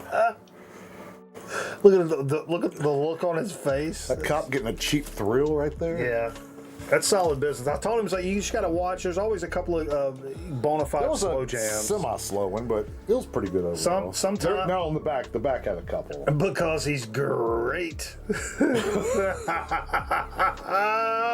We listened to side A, right, with "Give It to Me, Baby" and You don't want to put it on, motherfucker. Ghetto Life. Sure. And then Mr. Police Man. Yep, we did hear that side. Yeah. Good stuff. Then we did actually. Played a little Mind Control from Uncle Acid. I played side B. So here's the deal. Side D, I believe, has Devil's Work on it, which is my favorite Uncle Acid song. So I always reach for that, or I reach for side A, Mount Abraxas, or whatever it is. And I was like, you know what? I'm going to play side B tonight, because I never play it. It's not my favorite. And I started listening to it. Fred noticed what we're playing, and he cashed in some banana bucks and said, flip that over to side A. I was like, you know what? Well, so I played side B of that, and I said, okay, well, Zonkman will come in and mix this up with a little missing persons. So we played a side of this and then came back and played side A of Mind Control. That's a good little 1-2 flipper right there. Punch in the gut right there. Little punch in the gut. Then I pulled this out just as something. I actually was reaching for a hip hop 12-inch because I know we wanted to get to a couple more records. So I was reaching for a 12-inch and actually picked this up. I forgot I got this at the $2 spot, the furniture store, Zonkman. Oh, It's no longer there.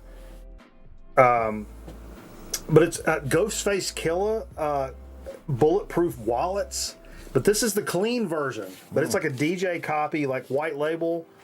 It's a full ass album that's done in like 2 LPs, and we listened to the side that has The Sun and Never Be the Same Again. It's got Raekwon's on here. Slick Rick is on the first. That's why I played it. The Sun featuring Raekwon, RZA, and Slick Rick. Slick Rick doing things. Ain't that dope? I'd forgot he was on this fucking shit, and so I was like, that's perfect.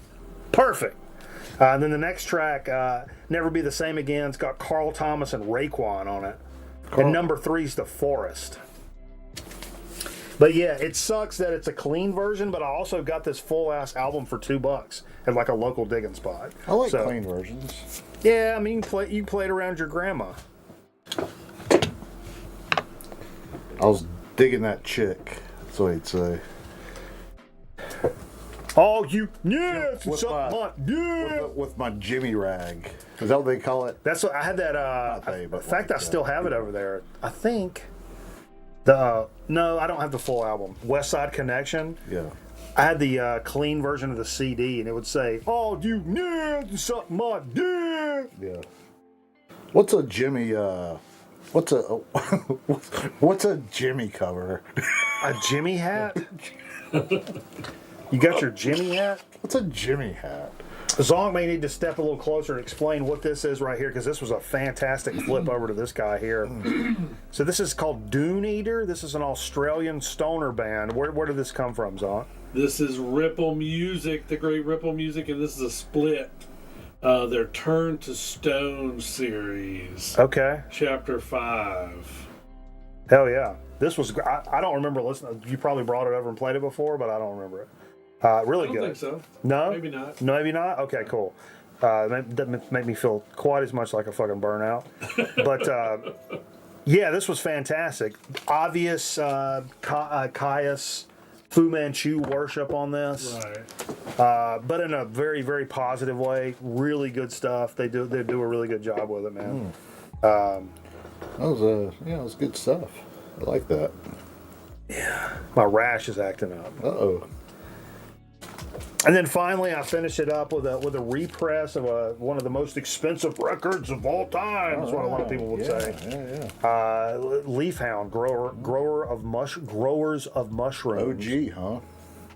No, this is not OG. This is a repress that can't. It's like a Czech repress or something. Liechtenstein.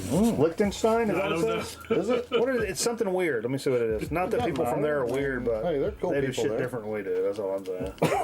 No, they don't. Or they shit. I don't want no cornbread from over there. They do it standing up. That's what I heard.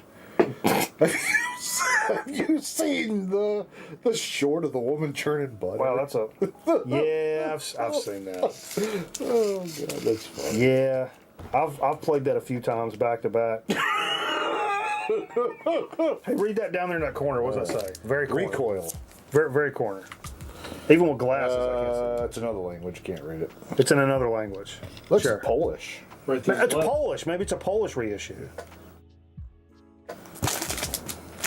I don't know. You drive a Polak crazy. No. You put them in a round room and tell them to piss in the corner.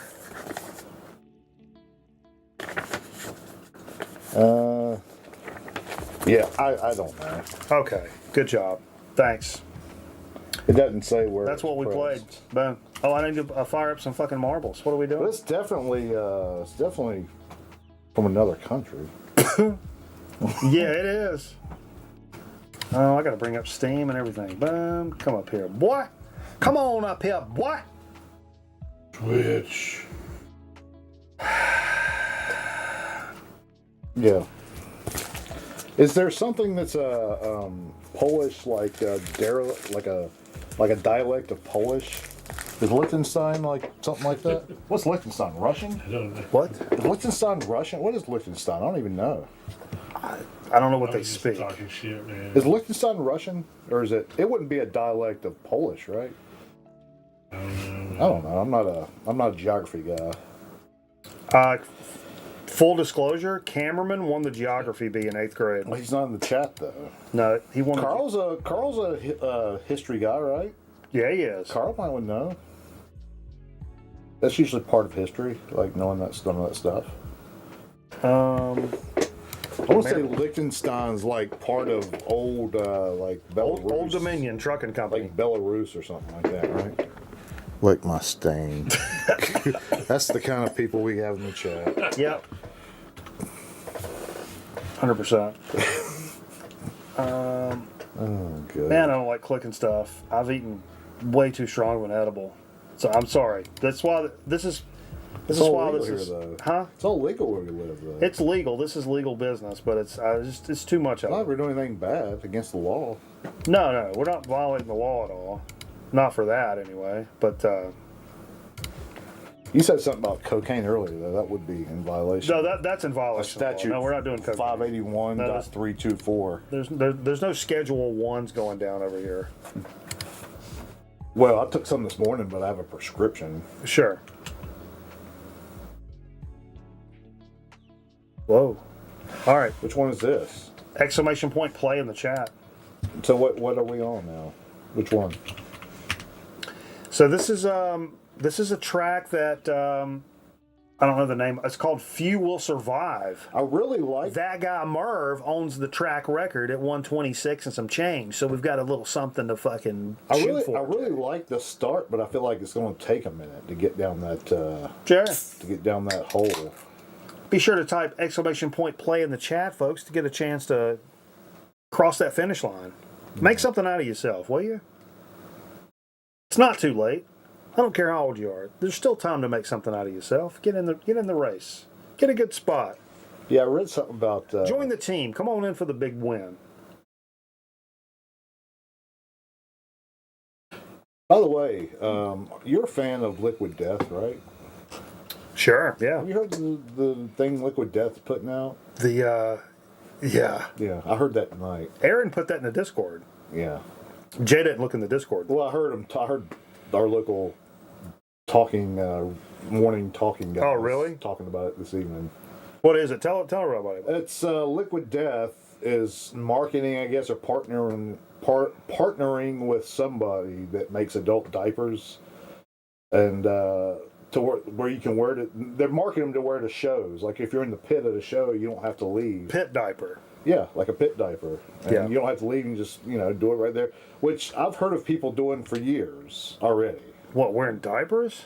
I've heard of people At a wearing show? I've heard of people wearing adult diapers to shows so they don't have to leave their spot. Like if you're up front and leave your spot, you might not get it back. Good Lord. There's not a band on the fucking planet I'm wearing a fucking diaper for. But Come on. There's a band that you would wear a diaper not for? me, but there are a lot of people that do apparently. That's insanity. I heard it's like 89% of the population does it. Dude, just type in the chat, Thumpfinger. Just type ! Play, and you're in, baby. He's on YouTube. That Martin works is too. the Stream bot. Even if you're on YouTube, you can do it. Because Twitch, apparently the app sucks. Yeah, we've got both. So if I've you never just had do any issues with Play, it does it, man. It slides you right I've in. never had any issues with the Twitch app on my phone, but It'll say Restream Bot on the screen, but it'll put you in there. But I thought we only get one Restream bot. No. You get whoever. It says that, but it's got their name underneath it. Did I do it? Did I do exclamation point play? Yes, you were the first one. Okay. We'll chill for a second. Let anybody else get in. We got a light field. It's a light field. LF. Show's on the downslide. By the way, I heard something. I heard foreshadowing today. Hit that like button while we're just sitting here. On the What office. do you hate us? Yeah.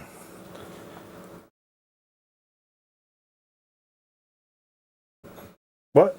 You heard what? All right, fuck it. It I'm wasn't. this. It didn't pertain to the show. Okay, great. I was going to try something else that somebody likes this show. I was going to try to talk about something different. Oh. Let's just get into like a golf thing. You got your mouse on that hole. You're telling me. Oh. Look at this. Look at this. All right. Yeah, this could be a long trek right here. You say.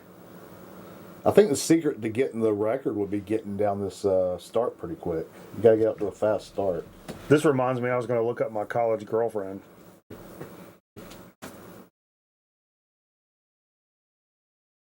How tall is she? 5'9". Pretty tall. It's pretty tall. Whoa, who jumped out here? Aaron Griffin? Aaron Griffin. Oh, he made it through unscathed right there. That's only the second Oh time my he's god, on he board kind of now. slipped through. I didn't even know what the fuck was going on. Yeah, he might be on steroids. Whoa, he's off the- whoa, he's gonna- whoa, he's gonna whoa, go for whoa, whoa! Oh, He saved got it. Caught. Wow. Saved it. The That's hand of the fortune. ghost right behind him. He's beating the track record right now. I know he Not to is. jinx it. Not to jinx it. Jink it. Not to jink it. I don't want to jink it. I don't want to jinko it. Nate Bouchard, Bill, they're off the board. Is that He's out front by a nipple. is that Reptile Cola that's he's after, or is that What? What? no, the Reptile Cola, the real track record? Oh yeah. Is that the one that he's leading right now? This is finished. Is he gonna make it? Merv. He's not gonna make it. Oh God! No, he didn't make it. Oh, look at this motherfucker! Who are you, Tony Hawk? But doing that. You're going away too, fat boy, fat boy. That'd be a cool skate ramp, something like that. Yeah. Like a hybrid pool / half pipe mix. Just floating around out in the middle of nothing. Well, man. yeah, that'd be even better. Yeah, Just man. floating. Get all stoned, get up in the clouds, bro. And Yeah. fucking skate. What? How come somebody's just hanging out there just... Oh. Somebody's like just levitating right there. Who was that, you? I'm levitating because I'm a winner, Jay. You didn't get the record, though. You didn't get nothing. Yeah, how come you weren't in there, Jay? Because Jay didn't participate in I got anything. banned from this. They banned me this week. For, There was only 2 people that finished. Damn. Wow. Who was the restream bot? That was Merv. I Merv. think. Yeah. So Merv gets the points for that. Yeah. I mean, who's Yeah, the you season really leader? shrewded that. Who's the season leader? Does it say season leader? I don't know, does it? I don't think I ever started a thing. Oh, we should start a thing. Yeah, we should start a thing. So all you We gotta do gotta- is press a button. Well, we got a probably. brand new year. Now I got to figure it out, but I never think about it. All you until gotta do is I run call a race. somebody. They got an 800 number. Actually, I think it's a 900 number. No, They So charge. somebody- They charge you to give you advice. Yeah. we go by gallons. We don't like the metric system. You don't like the That's what metric my system? sperm bank said. Liters. You said Liters. Yeah. That's what my sperm bank said. We go by gallons here. I heard if you ate a bunch of mayonnaise before you go to the sperm bank, it helps.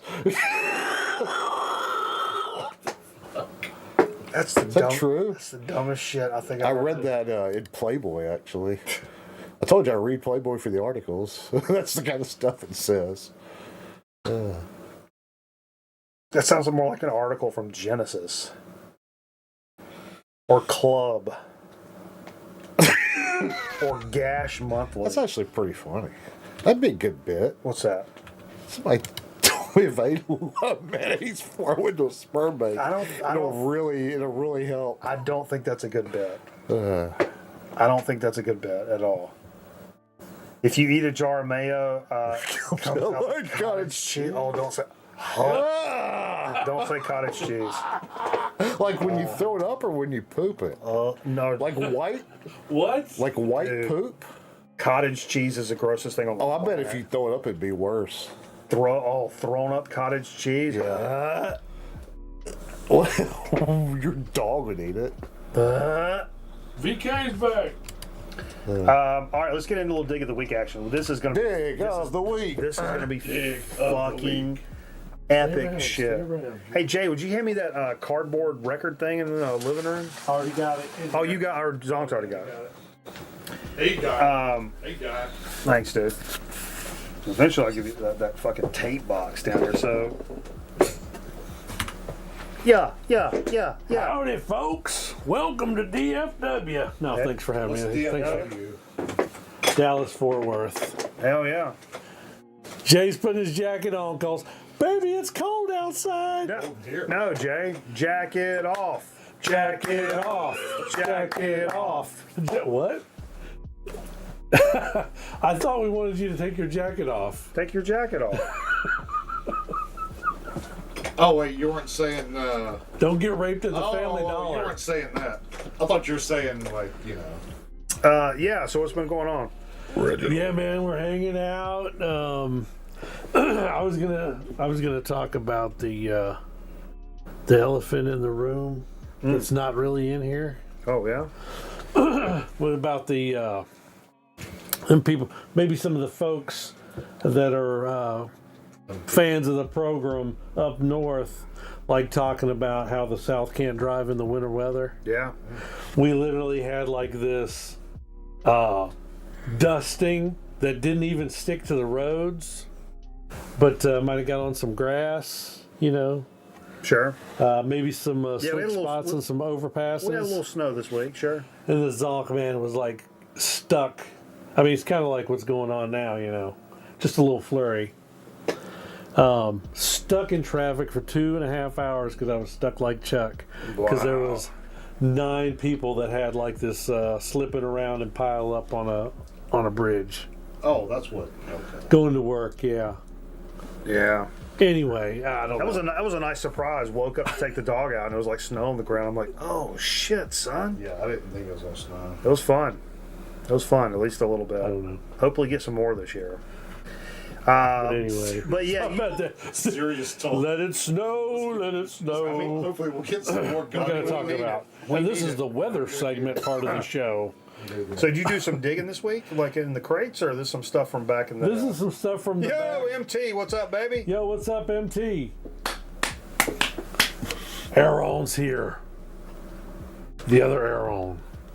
No, I did. This is some digging. I actually did. I did a drive-by at Underdog today, but I'm going to show that a different time. This is some digs from earlier from Underdog.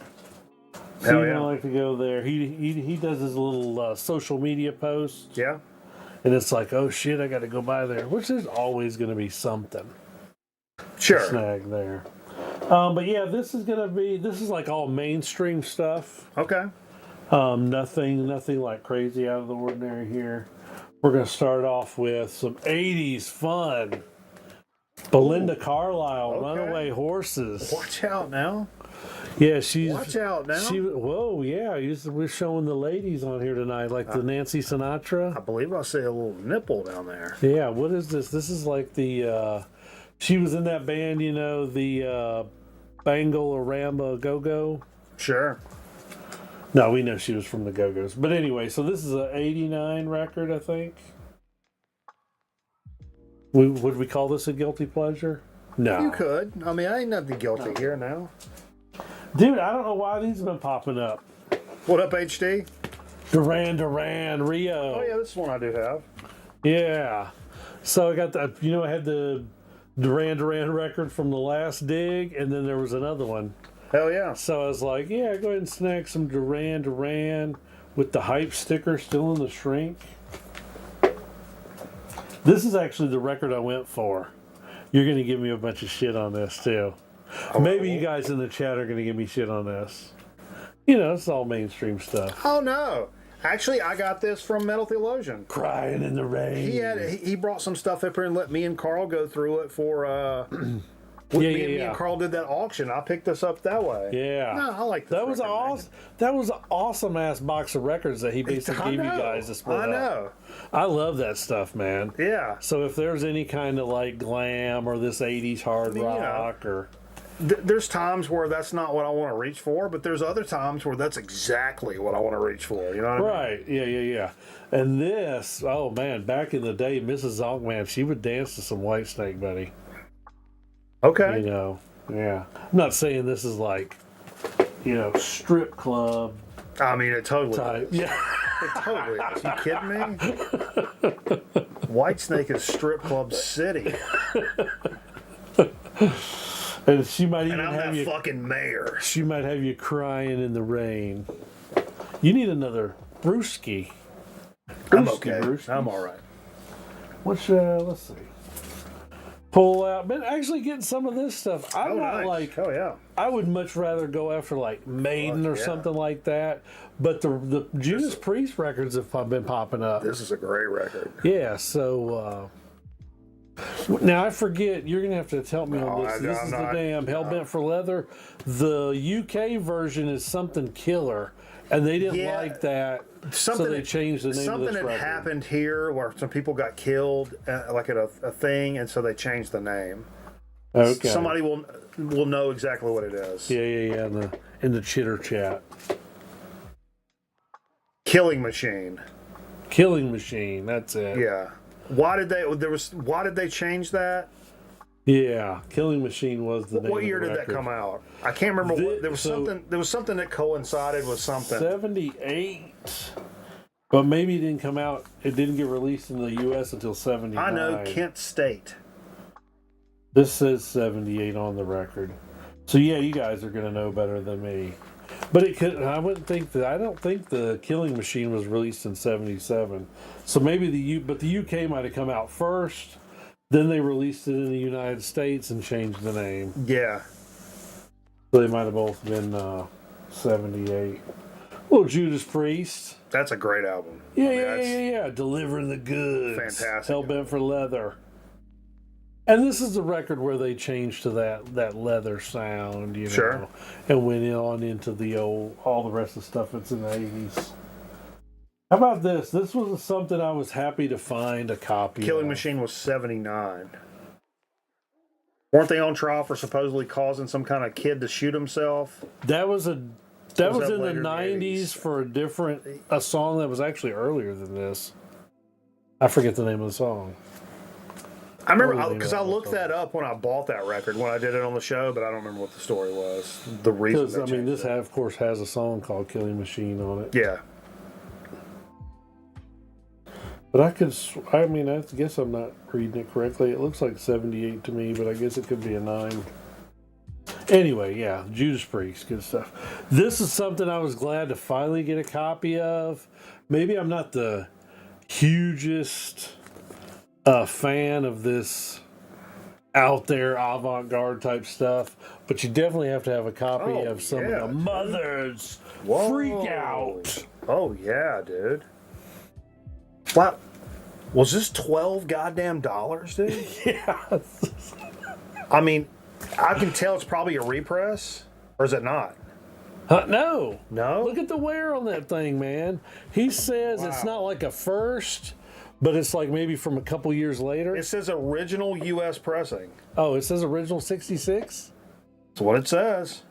For $12 goddamn dollars? I'm telling you, man, I'm fucking spoiled. Like, I'm like not gonna, I'll just be like, fuck it, I'm gonna save my money.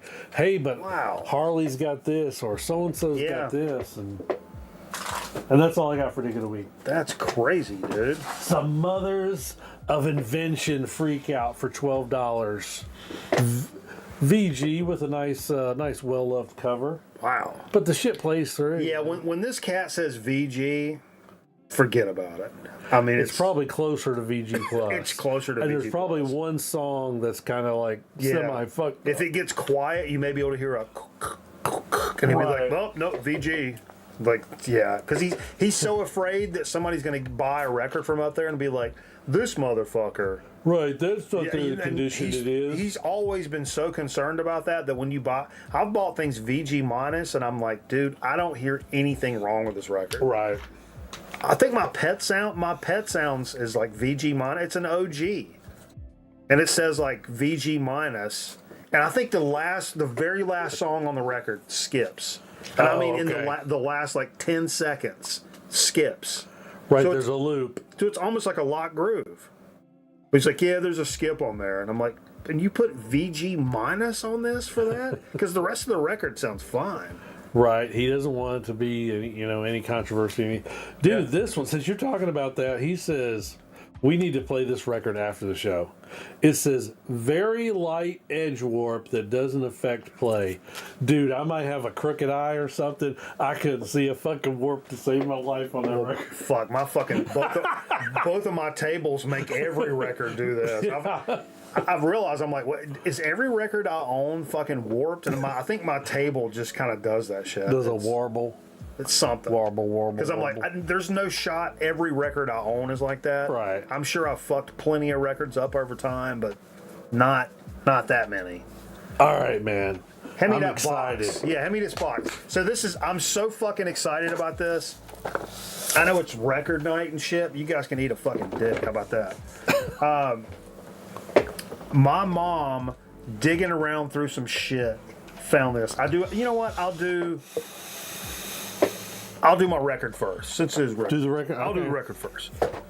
So, crack that record.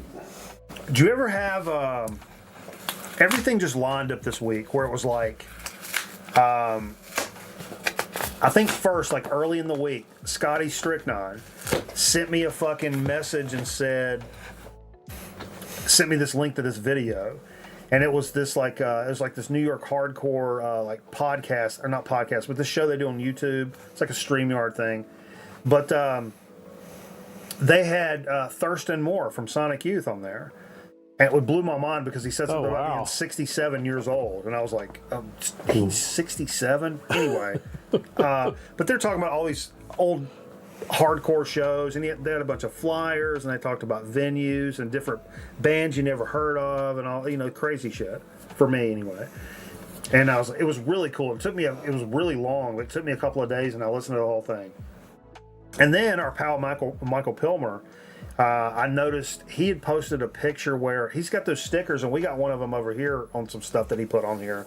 It's a little like speech bubble, and it says "I threw up." Yeah. And he like sticks them everywhere. And he's been making those and doing that for fucking ever. And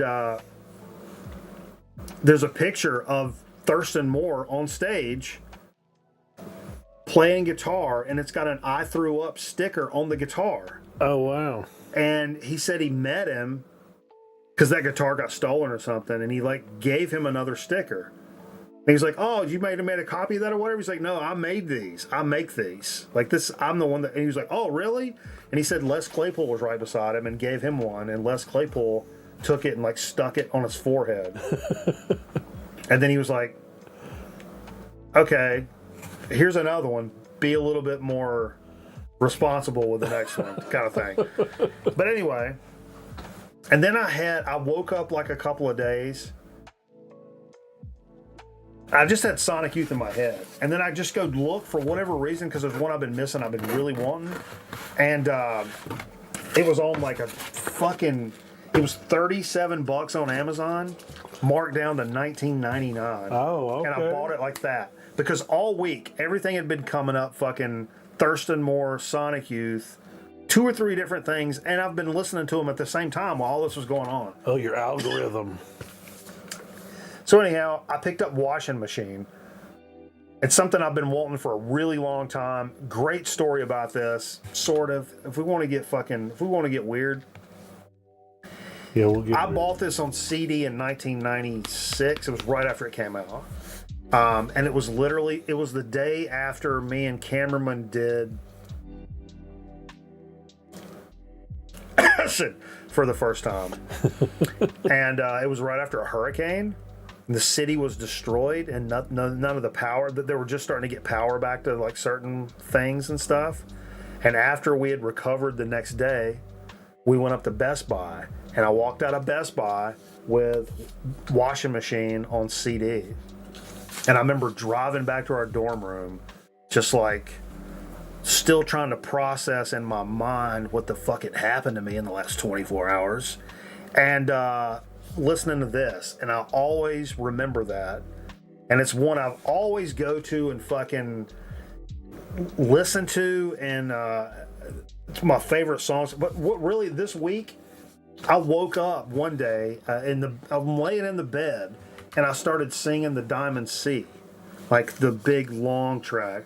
Look into his eyes and you will see. Like, while I'm still laying in bed for no reason, when all of this other stuff was going on. So picking this up this week was like, the universe was like, "All right, Mike, enough fucking around. Right. Here you go. All the planets Here you aligned. go. Boom. Just, here you go." But yeah. Oh. But anyway, I'm really stoked to pick this up. But here's the big deal. Here's the big deal. So my mom found this week. It's this realistic tape case that my family's had for fucking ever. And it's jammed full of shit that some of which I have been looking for a really, really long time. I don't What know you where to need? sit What you this. looking for? What So do you I need? Somewhere to sit this. Set it across here. Okay. Is that going to affect the speaker? No, I gotta open it, but because I'm just gonna I'm gonna bop through these. These are all filled, so we got stuff like. I'm just gonna go straight for the fucking readers on this. Damn. Something called Noise. This is a sealed single. Carl, wait till you see some of the stuff in here. It's gonna blow your dude. mind. I'm thinking ahead of time. So it's got the bands on this is Live and Joy, Soul for Real, Vanessa Dow, the Nixons. I don't remember Flotsam and Jetsam. Yeah. Water, Shatterproof, Best Kisses in the World. I don't know what that is. All right. Some of these I had to go back through and like label to make sure I knew what it was. Here's a dubbed House of Pain that I made back in the day. I even drew the little fucking shamrock up there. This is from like when I was in high school. House of Pain cassette, sure. That's some heater right there. This right here, this is not actually Brother's Keeper, but Carl, look at this. If you know, it's white tape, and you can kind of still see it says pork chop up there. Yeah. These are the fucking bedroom recordings from Jay's bedroom when Pork Chop was just jamming and recorded off of a boombox. So this is me, Jay, and Carl, and Jay's cousin Dwayne on vocals, just jamming our for the first time. This is like early on stuff. So that's still to Early on stuff. Still to this day, the most excitement Jay's bedroom's ever seen. Oh! What is this one here? You already did that one. I did that one. That's next. Okay, there's a couple of empty. There's Master of Puppets, but it's like an empty case. Man, that'd be killer to see. I know. That's empty. That's empty. Here's a fun thing. This has been sitting in my fucking living room for the longest time. I got an old boombox I have just set up as like a piece of like just decor in the living room, and I've had this leaned up against it for the longest time. Bo Diddley in the Spotlight. Well, in this case was the fucking tape. The actual tape was in there. I just had the case before, so I found the actual tape. Now, you guys remember me telling the story about going up to the record store and asking for, y'all got any John Coltrane? That exact same day is when I bought this cassette in the Spotlight, which is fucking fantastic, man. It's got Roadrunner. That's when I first heard Roadrunner. It's got Crawdaddy on it. I do remember that. It's got that jam. I don't remember the name of the shit, but when the dudes are talking shit to one another. This is... honestly, I don't think I would have said this. This is by far the coolest thing in here. If you look, this tape says... I missed that one. It says Atari, Nintendo, and in parentheses it says Chiga. It's not focusing right, but what this is, I was so far ahead of my time and I didn't realize it. This is me playing Nintendo games, and you just hear the music from the Nintendo games. Oh, wow. And then at the very end of me playing a bunch of Nintendo, and I'd hear the music and I'd be like, oh, that's Gunsmoke. I was like, oh, that's, I'm throwing out the names of all the games. And then at the very end, you hear me come on, like 12 years old.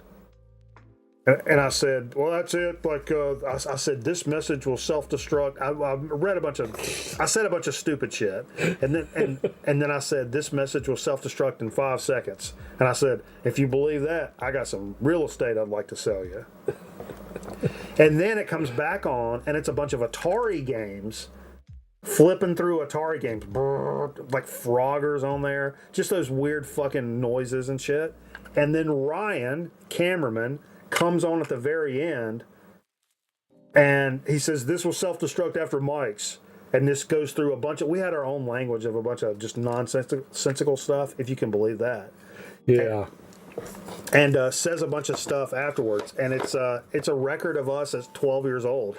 I completely forgot that existed. There's And Justice. It also was empty for some reason. I don't know.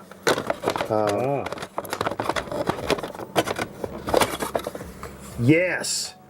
And you guys know for the longest time, my favorite band of all time, Of Dying Dreams. I've had the cassette, literally was in my vehicle for 20 plus years. 20 plus years. More than that. But I'd lost the case for the shit. It went from car to car to car to car. Now it's been in here since I've had a cassette player in here, and I don't have one in my car anymore. But I finally found the actual OG cover for my shit. Oh, wow. So that cassette is over there. Yeah, it's over there. Oh, wow. Yeah. Okay. Yep. This is my favorite shit of all time. Like, literally. Yep. And I bought the CDs you could buy. They did like a redo. And That's empty. That's empty. right, let's go to the next one. Try to bump through this so it's not fucking stupid long. It's I'll let you open help. up. I'll let you help. Want cameraman to come in at the end and show off his scar? Yeah. Oh, this one's like a hold in there. Feels like it's falling out. That's all right. This has XXX on it. I remember this. This was my favorite tape when I was a little kid. This side has the Greatest American Hero theme song. Oh, damn. What's that guy's name? It was a one-hit wonder. I don't know. Believe it or not, I'm walking on air. I loved that show when I was a little kid, and this was on this tape, and I loved the shit out of it. And I put on the other side, and as soon as it started playing, it's on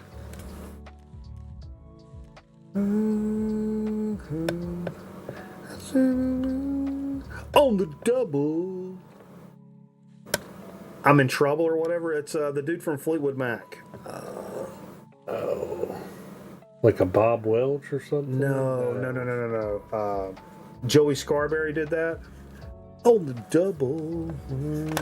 I don't know. I think I'm in trouble. Bum bum bum bum bum bum. Trouble. Lindsey Buckingham. Lindsey Buckingham. Yeah. Yeah, that's on there. But I remember listening to that when I was like 4 years old. Like, no bullshit. Oh, wow. Yeah. Oh, this is one that's. Oh, this is another one. I found. See, it says Bungle 1. I found 2 Mr. Bungle bootlegs that a friend of mine gave me back in the day that are fucking amazing. One is from the Disco Volante era, like 95, 96 or whatever. Because it's got Desert Search for Techno Allah, like my favorite version of that, which is probably my favorite Bungle song. The other one I have in here somewhere is it's earlier, and they're chanting something at the beginning, and he walks out and says, "Are you guys chanting Safeway?" Then he says, "It's November." No, he said it's January 15th. Shouldn't you guys be gone by now? And it was a reference to the like when we told Iraq to get out of Kuwait by January 15th. So it was like that earlier or whatever. Yeah, it's fucking crazy. I Anyway, don't know if you skipped them for any reason. Bungle, which ones? These two. These two? Let's see what this is. Oh, this is something I borrowed from the library and dubbed off, Thelonious Monk. It's a Thelonious Monk tape, some of my early jazz that I had. And then that blue one. This one, I don't remember what it is. Oh, it's the Gospel Family Singers. This has the Gospel Family Singers on it. My dad must have dubbed this off, but the 5 records of my family's gospel record is on there. I did that one. Yep. Listen to this mowing the yard a bunch. Living Color Vivid. That's my cursive handwriting. For some reason, I wrote that in cursive. Sure. Listen to that mowing the yard a bunch. Has that got anything in it? Yes. Okay. Sure. Oh fuck. David Lee Roth Skyscraper. Oh, wow. I got the case is in here somewhere. I have the real case for that. Honestly, it's in here somewhere. What is this?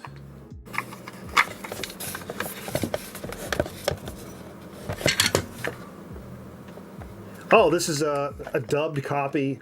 Can't really see where I wrote it, but it's very faint. It's Bjork's Telegram. Great album. That 90s Bjork, I was a big fan. Still am. I've not listened to that stuff in a long time, but I'm still a big fan of like 90s Bjork stuff. This is Beck's One Foot in the Grave. Little Dubsky of Beck's One Foot in the Grave. Shit. Yeah, that's maybe what I listened to first. Yeah, it Dude, I definitely was just listening to that at work this week. Really? I had the CD taken to work. This is really cool. It says Harmonia on there. Harmonia was that was a radio show you could get over like NPR and shit, and it's like vocal music, I'm trying to think of what era, like vocal music, like not choir, but choral music. That sounds bad. Almost chanty. trying to think of the era. Like monks or something? Yeah, not, but like after that. So it's like, you guys will notice it. Wrote it in cursive because I was elegant, 100%. I keep saying like my brain's not working properly. I've had a lot of fun tonight. This is a copy of Metallica's Black Album, which is fucking nonsense. What do we have here? The one and only black tape that my dad owned. Does anybody in the chat remember my dad owned one black tape? Does anybody know what it was? Oh, it was a compilation of something, wasn't it? No. Oh. That's coming later. Oh.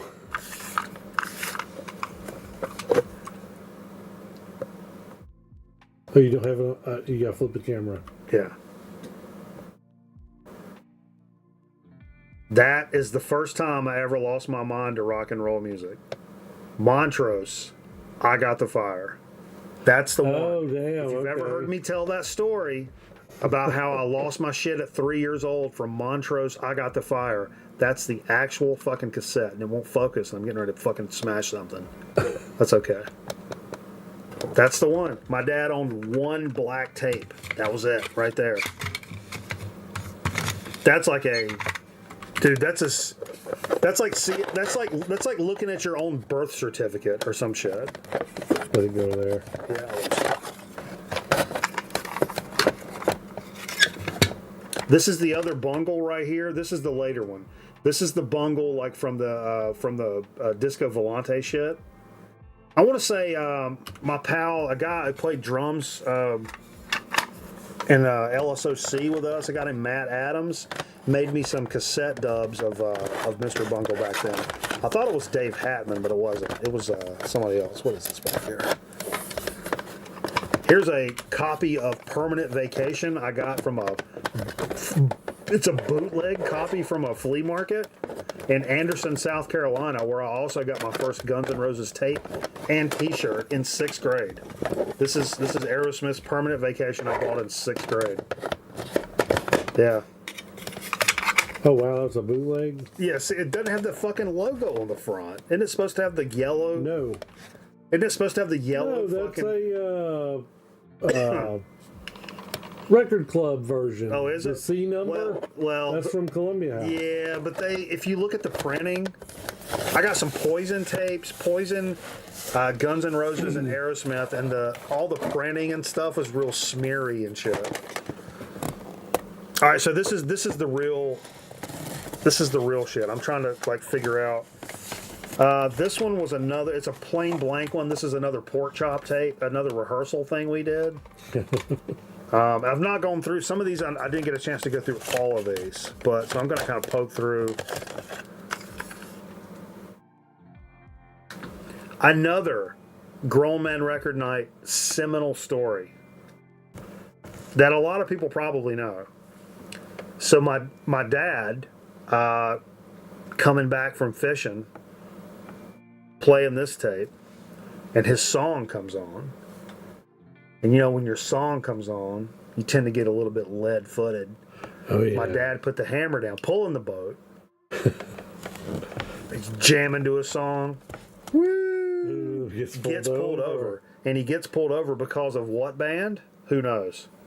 Who knows? Or yeah, what? I don't remember the band.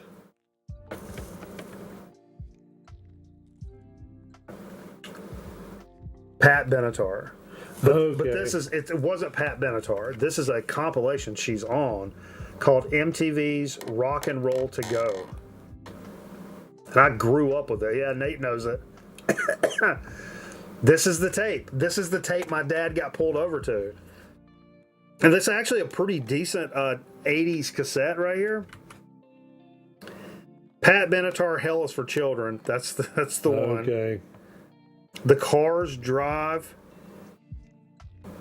The Fix, Are We Ourselves, Hall & Oates, Say It Ain't So, Billy Idol, Rebel Yell, Kiss, Lick It Up, never knew Kiss was on this, Cyndi Lauper, She Bop.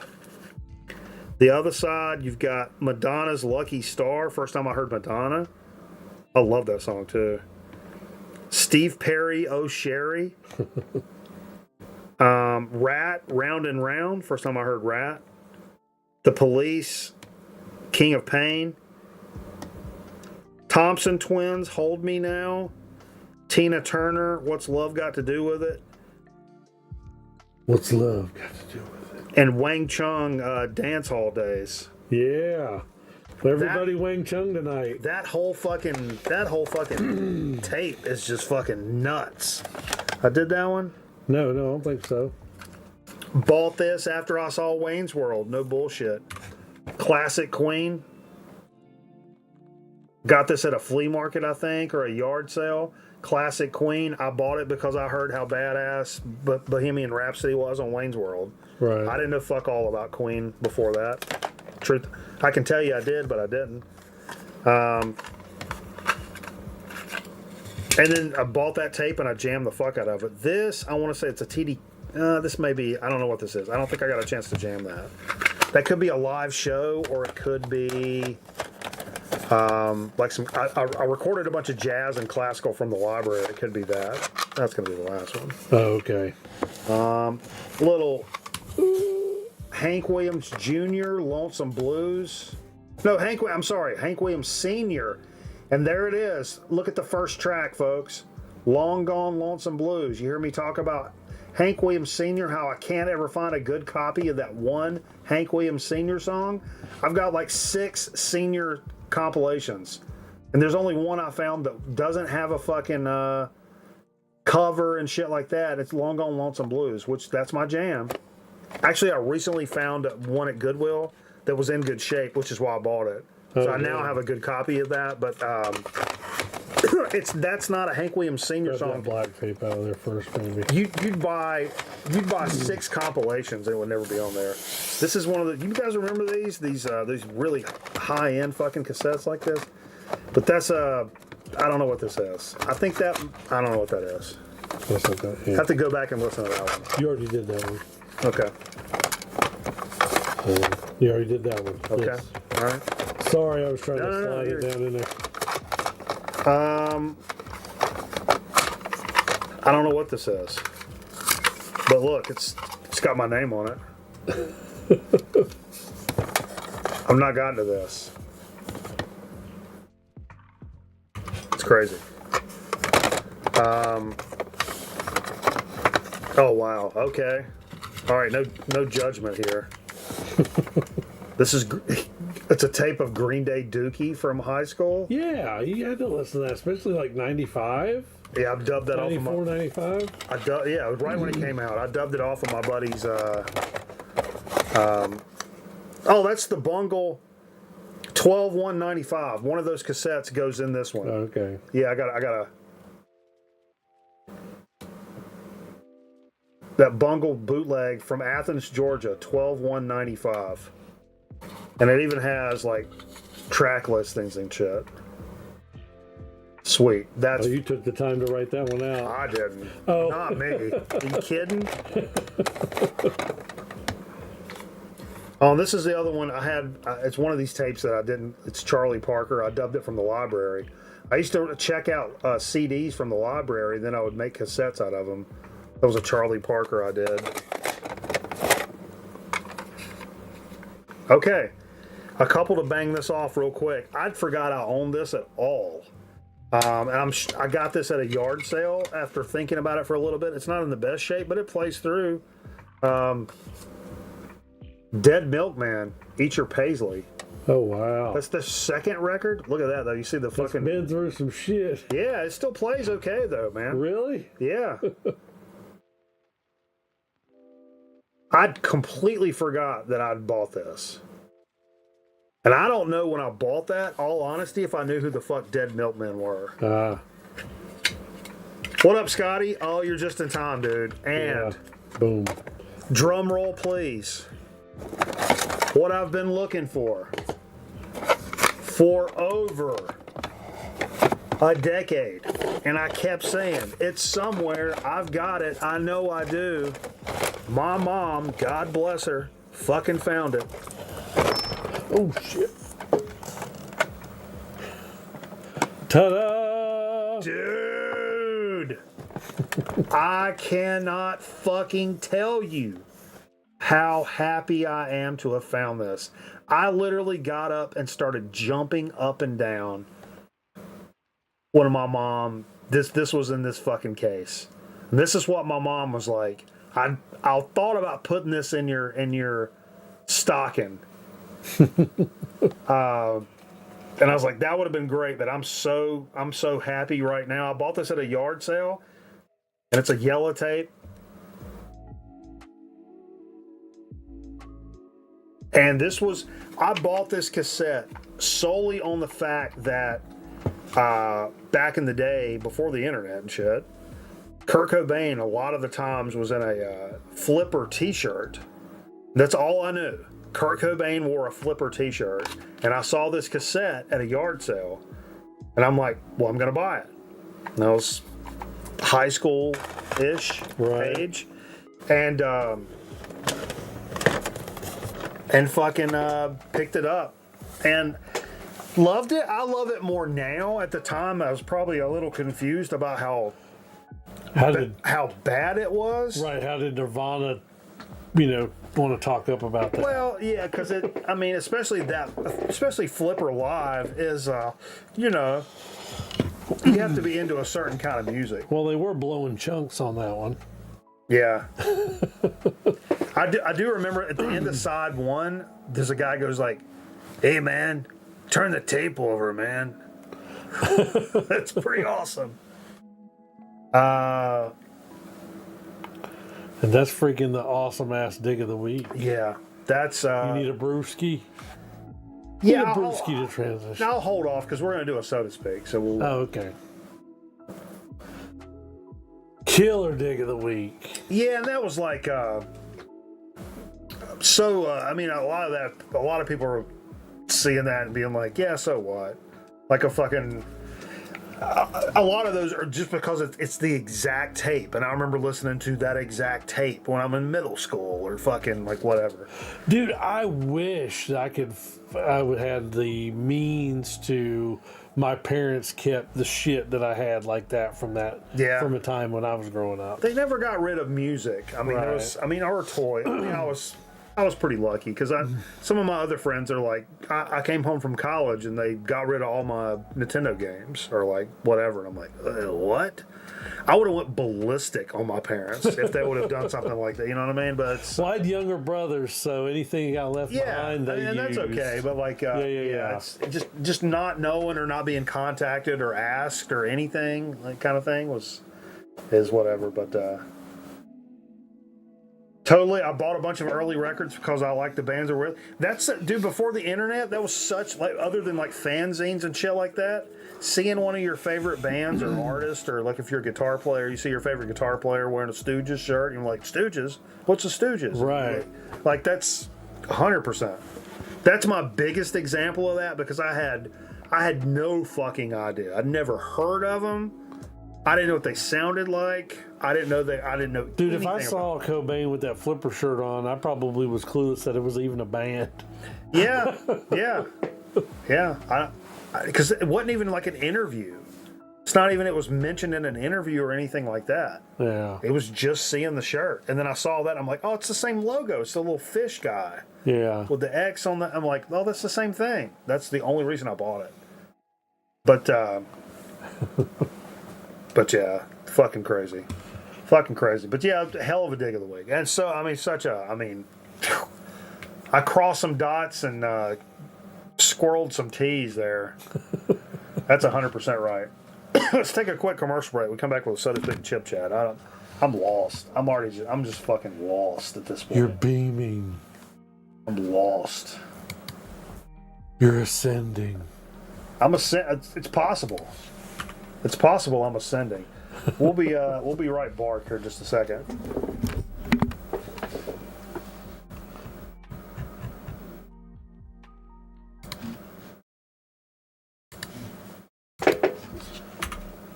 Grown Man Reckon ought to be back in a minute. Stick around.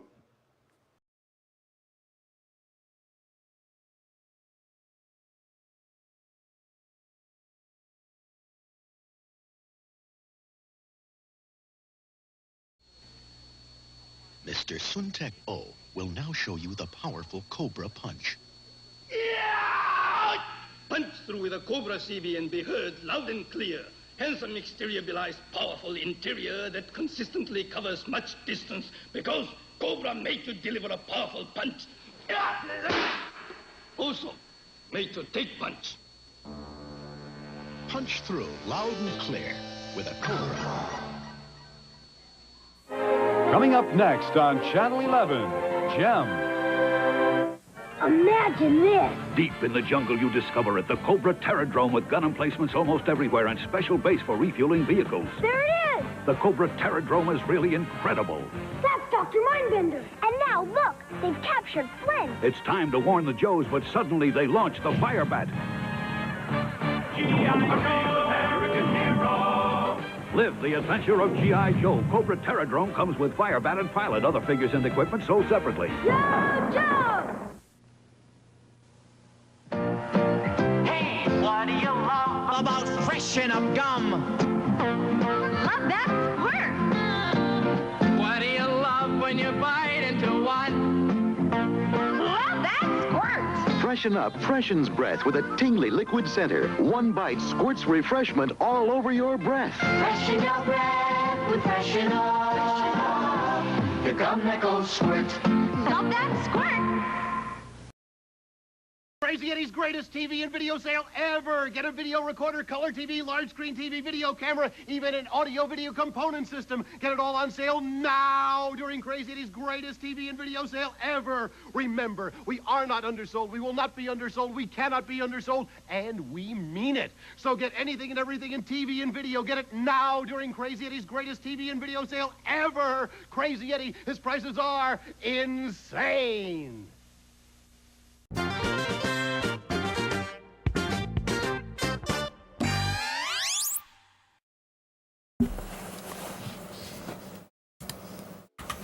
All right, we're back, folks. We are back. We are back, and we're getting into a fucking soda speak.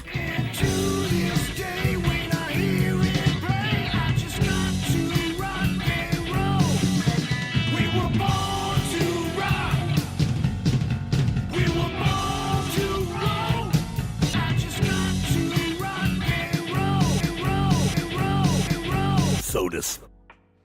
All right. So, finally ran out of the cachet my mom hooked us up with, but I bumped into a little gentleman at the store tonight. A gentleman? Well, this little soda gentleman. Why am I putting these on? Well, I don't know. I may need to put these on just to see. This looked tempting. It's an Evolution real fruit soda. Evolution Fresh real fruit soda. Supports digestive and immune health.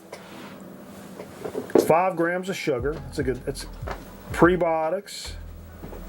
Real squeezed fruit. USDA organic. It's got to be organic, man. And it's a strawberry vanilla. Like from the earth? Be hard. Real organic fruit juice, never from concentrate, 0 added sugar, vibrant in taste, bursting with benefits, and a very bubbly sip. It's got all the fucking shit here. It'll be hard to carl that. The carler. It's got, oh look, it's got some. Whoa. Yes, is that Pearl You Missed Marbles? Yeah, maybe. I mean, we could do another one. I'll do it just for Van. Oh my just God. for the VK. Jesus Christ. It's a very, very strong bouquet. And it was very thick pouring out for something that's this quote unquote light. Yeah.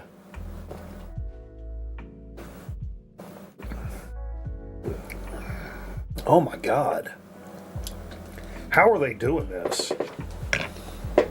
Is it artificial sweetener? Because it's very sweet. Yeah. I can't And believe that. Is strawberry watermelon? Strawberry vanilla. Strawberry vanilla. So think of like a creamsicle, but instead of orange, you got a strawberry in there. Very good. I feel like it's almost watermelon-y taste. But yeah. Wow. That's good, and it's organic. Supposedly pretty healthy. Right, it's got a little fiber, real squeezed fruit. It's got a crisp, clear edge to it, to where it's not just like a thick, high fructose syrup. No, it's not. It's not. It's sweet like a. It's not sweet like a soda. It's sweet like an ice cream, like a. But I don't know, that's a bad example. Right. Probiotic soda, is this old man so to speak? Yeah, 100%. I mean, I'll take all the help I can get. Right. If I could get an honest turd out of myself, that's my New Year's resolution. I just want to see an actual turd and not diarrhea. I can't remember a time where it wasn't just all diarrhea for no reason. Right. It's been all soft for the past couple decades. Yeah. 7, 8 diarrhea shits a day. That's just... Cha-cha-cha. That's the world we live in right now. You need cornholio. I need something. I need Jesus Christ in my life. Potato chips, how about the dip? Potato chips, how about the dip? Excesso calorious. Excesso. There's a lot of stuff on the chip, is what you're saying. Those are thick. Papas. Look at that. Es delicioso. Sting City. Excesso calorious. Sting City. Boom. All right, now you came prepared with something. Yeah. You having a phosphate? Hell yeah, Norv. For Chippy here, let's see. This is a Jackson's sweet potato chip. I like a sweet potato chip. Has there been very many sweet potato chips? We did an Utz sweet potato chip back in the day, and maybe a couple of others, but I don't remember a Jackson's being in the mix. But now, normally, I like a sweet potato chip. Normally, it's just like a straight up sea salt type of deal. Uh-huh. This is a Carolina barbecue kettle cooked. And you're going to have to read the back action on some of that. Let me hear some action from the back section. Avocado oil. That's a good. Yeah. We're just healthy city over here tonight. Are you kidding me? God damn, I need to bring up that fucking Denise Austin graphic. We're going to do some deep knee bends before we close this bitch out. I'll be out for the count on the deep knee bends. I can't. You talking about where it says a family kitchen up here? Yeah. So it says be a snack hero. I mean, not for nothing. I think I pretty much already am. I don't know what. At this stage of the game, if I'm not a snack hero, I don't know what we're even fucking talking about. I call a hanger. I got a burp needs to come out of there. A family.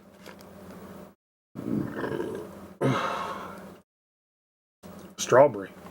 A family kitchen, a restricted diet, mom and dad experimenting, sweet potatoes. Premium. Pause. These are all like individual sentences. They're written like this, right? So that's why I'm reading them like a, you know, like ingredients.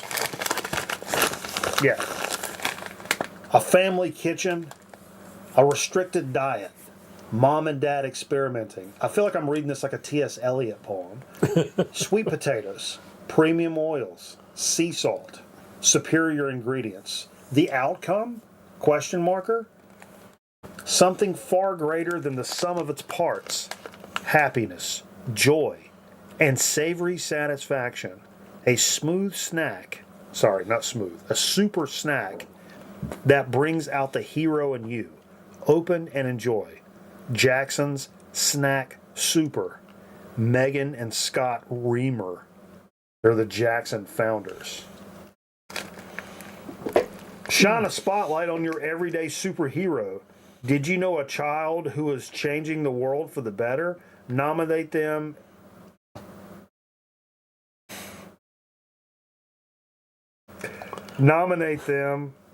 As an everyday superhero, scan the QR code to get going. There's the light bulbs going off over there. I don't know. I don't like to toot my own horn, but I think I'm changing the fucking world over here. They didn't say Yeah, how. the honors, They Your didn't Honor. say how old the kid had to be. No, go ahead. No, you got the, Now. Ooh, that's a nice bouquet. And I'll be honest with you, I've been eating the fuck out of these shit. Oh yeah, you bought a couple bags.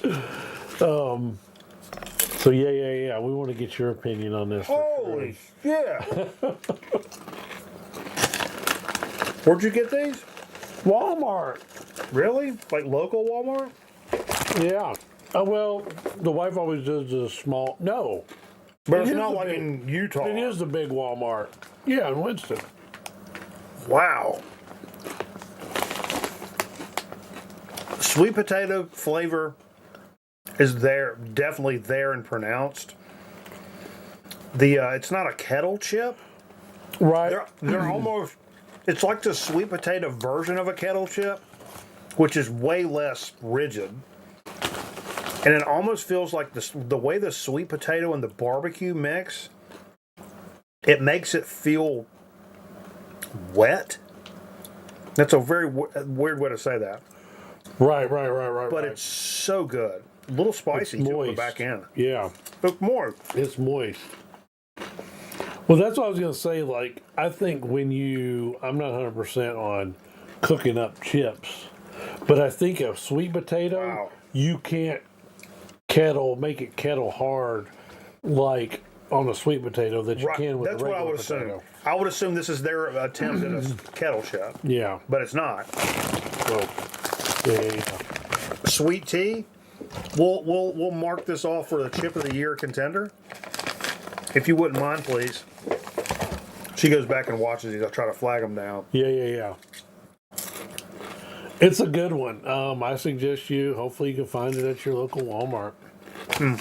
I don't even know where the Jacksons is out of or whatever. I didn't even pay attention to all that shit. That's hard to fucking...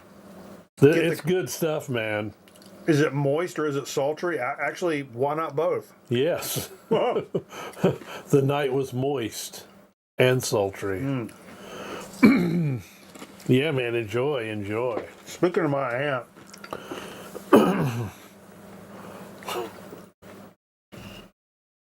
wow. Get the QR code in the Discord? Sure.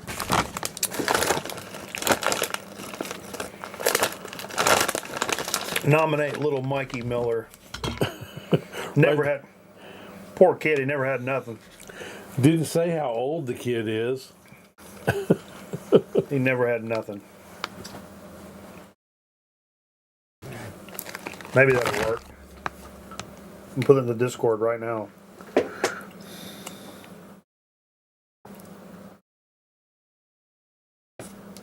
Boom. Hey, Trish. Hey, Trish, what's up? Oh, my Lord.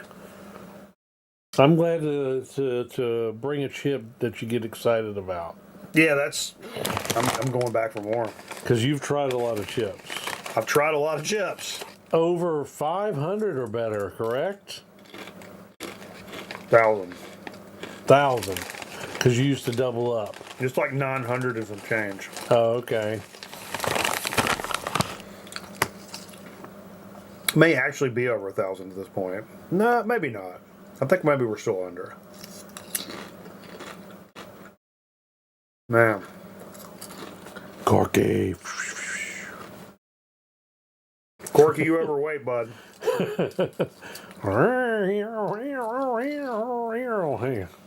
I'll save you from Alf, so Alf doesn't eat the cat. See if you can make his red wiggler come out. Well, I don't know about all that now. I got. Take this thing here. You can make his red wiggler come out. No. We do this thing called Ding Dong America. All right. That's the program. Right. We're going to end on that. Ding Dong America. Ding Dong America. We're going to go back.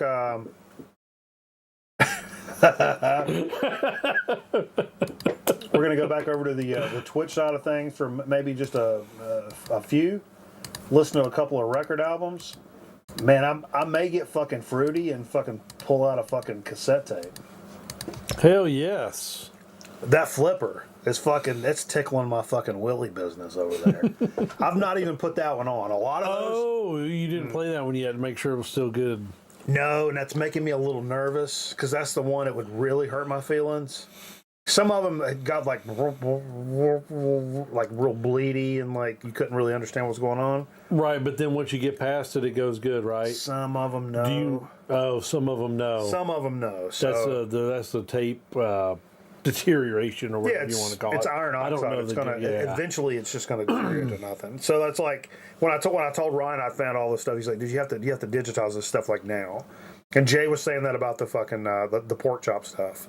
He's like, "You have to digitize this. Like, get it somewhere where it's not gonna just go away to nothing." Do you think Alf was Haitian? That's a good. I mean, that's a good place to start. If I was a private dick, and trust me, I wish I was a private dick, that's where I would start my investigation. But you're public. I'm a public dick. It's true. It's true. Sometimes the truth hurts. And sometimes if you just pinch the sides in, it doesn't hurt as bad. We'll give you a hand. Oh, no. I used to love to... people would come over here for the first time.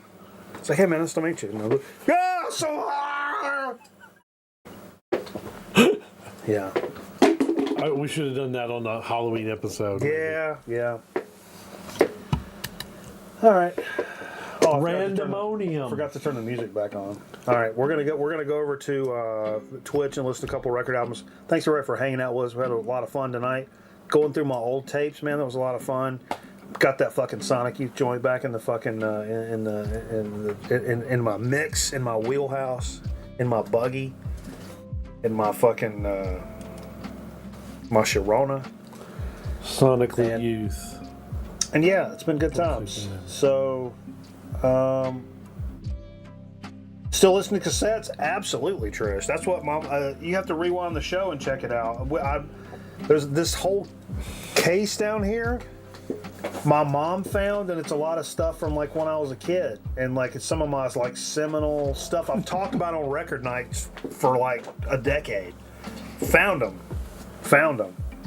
Reginald Denny. But yeah, it was a lot of fun. And who knows, maybe we go live tomorrow night and we play some fucking cassettes if nobody else is streaming. If not, we'll do it some other time. Reginald. Do cassette hour during the 24-hour stream. Or 6 hours, because there'll be lots of time to spread around. 24-hour stream coming up. Mark your calendars for this December.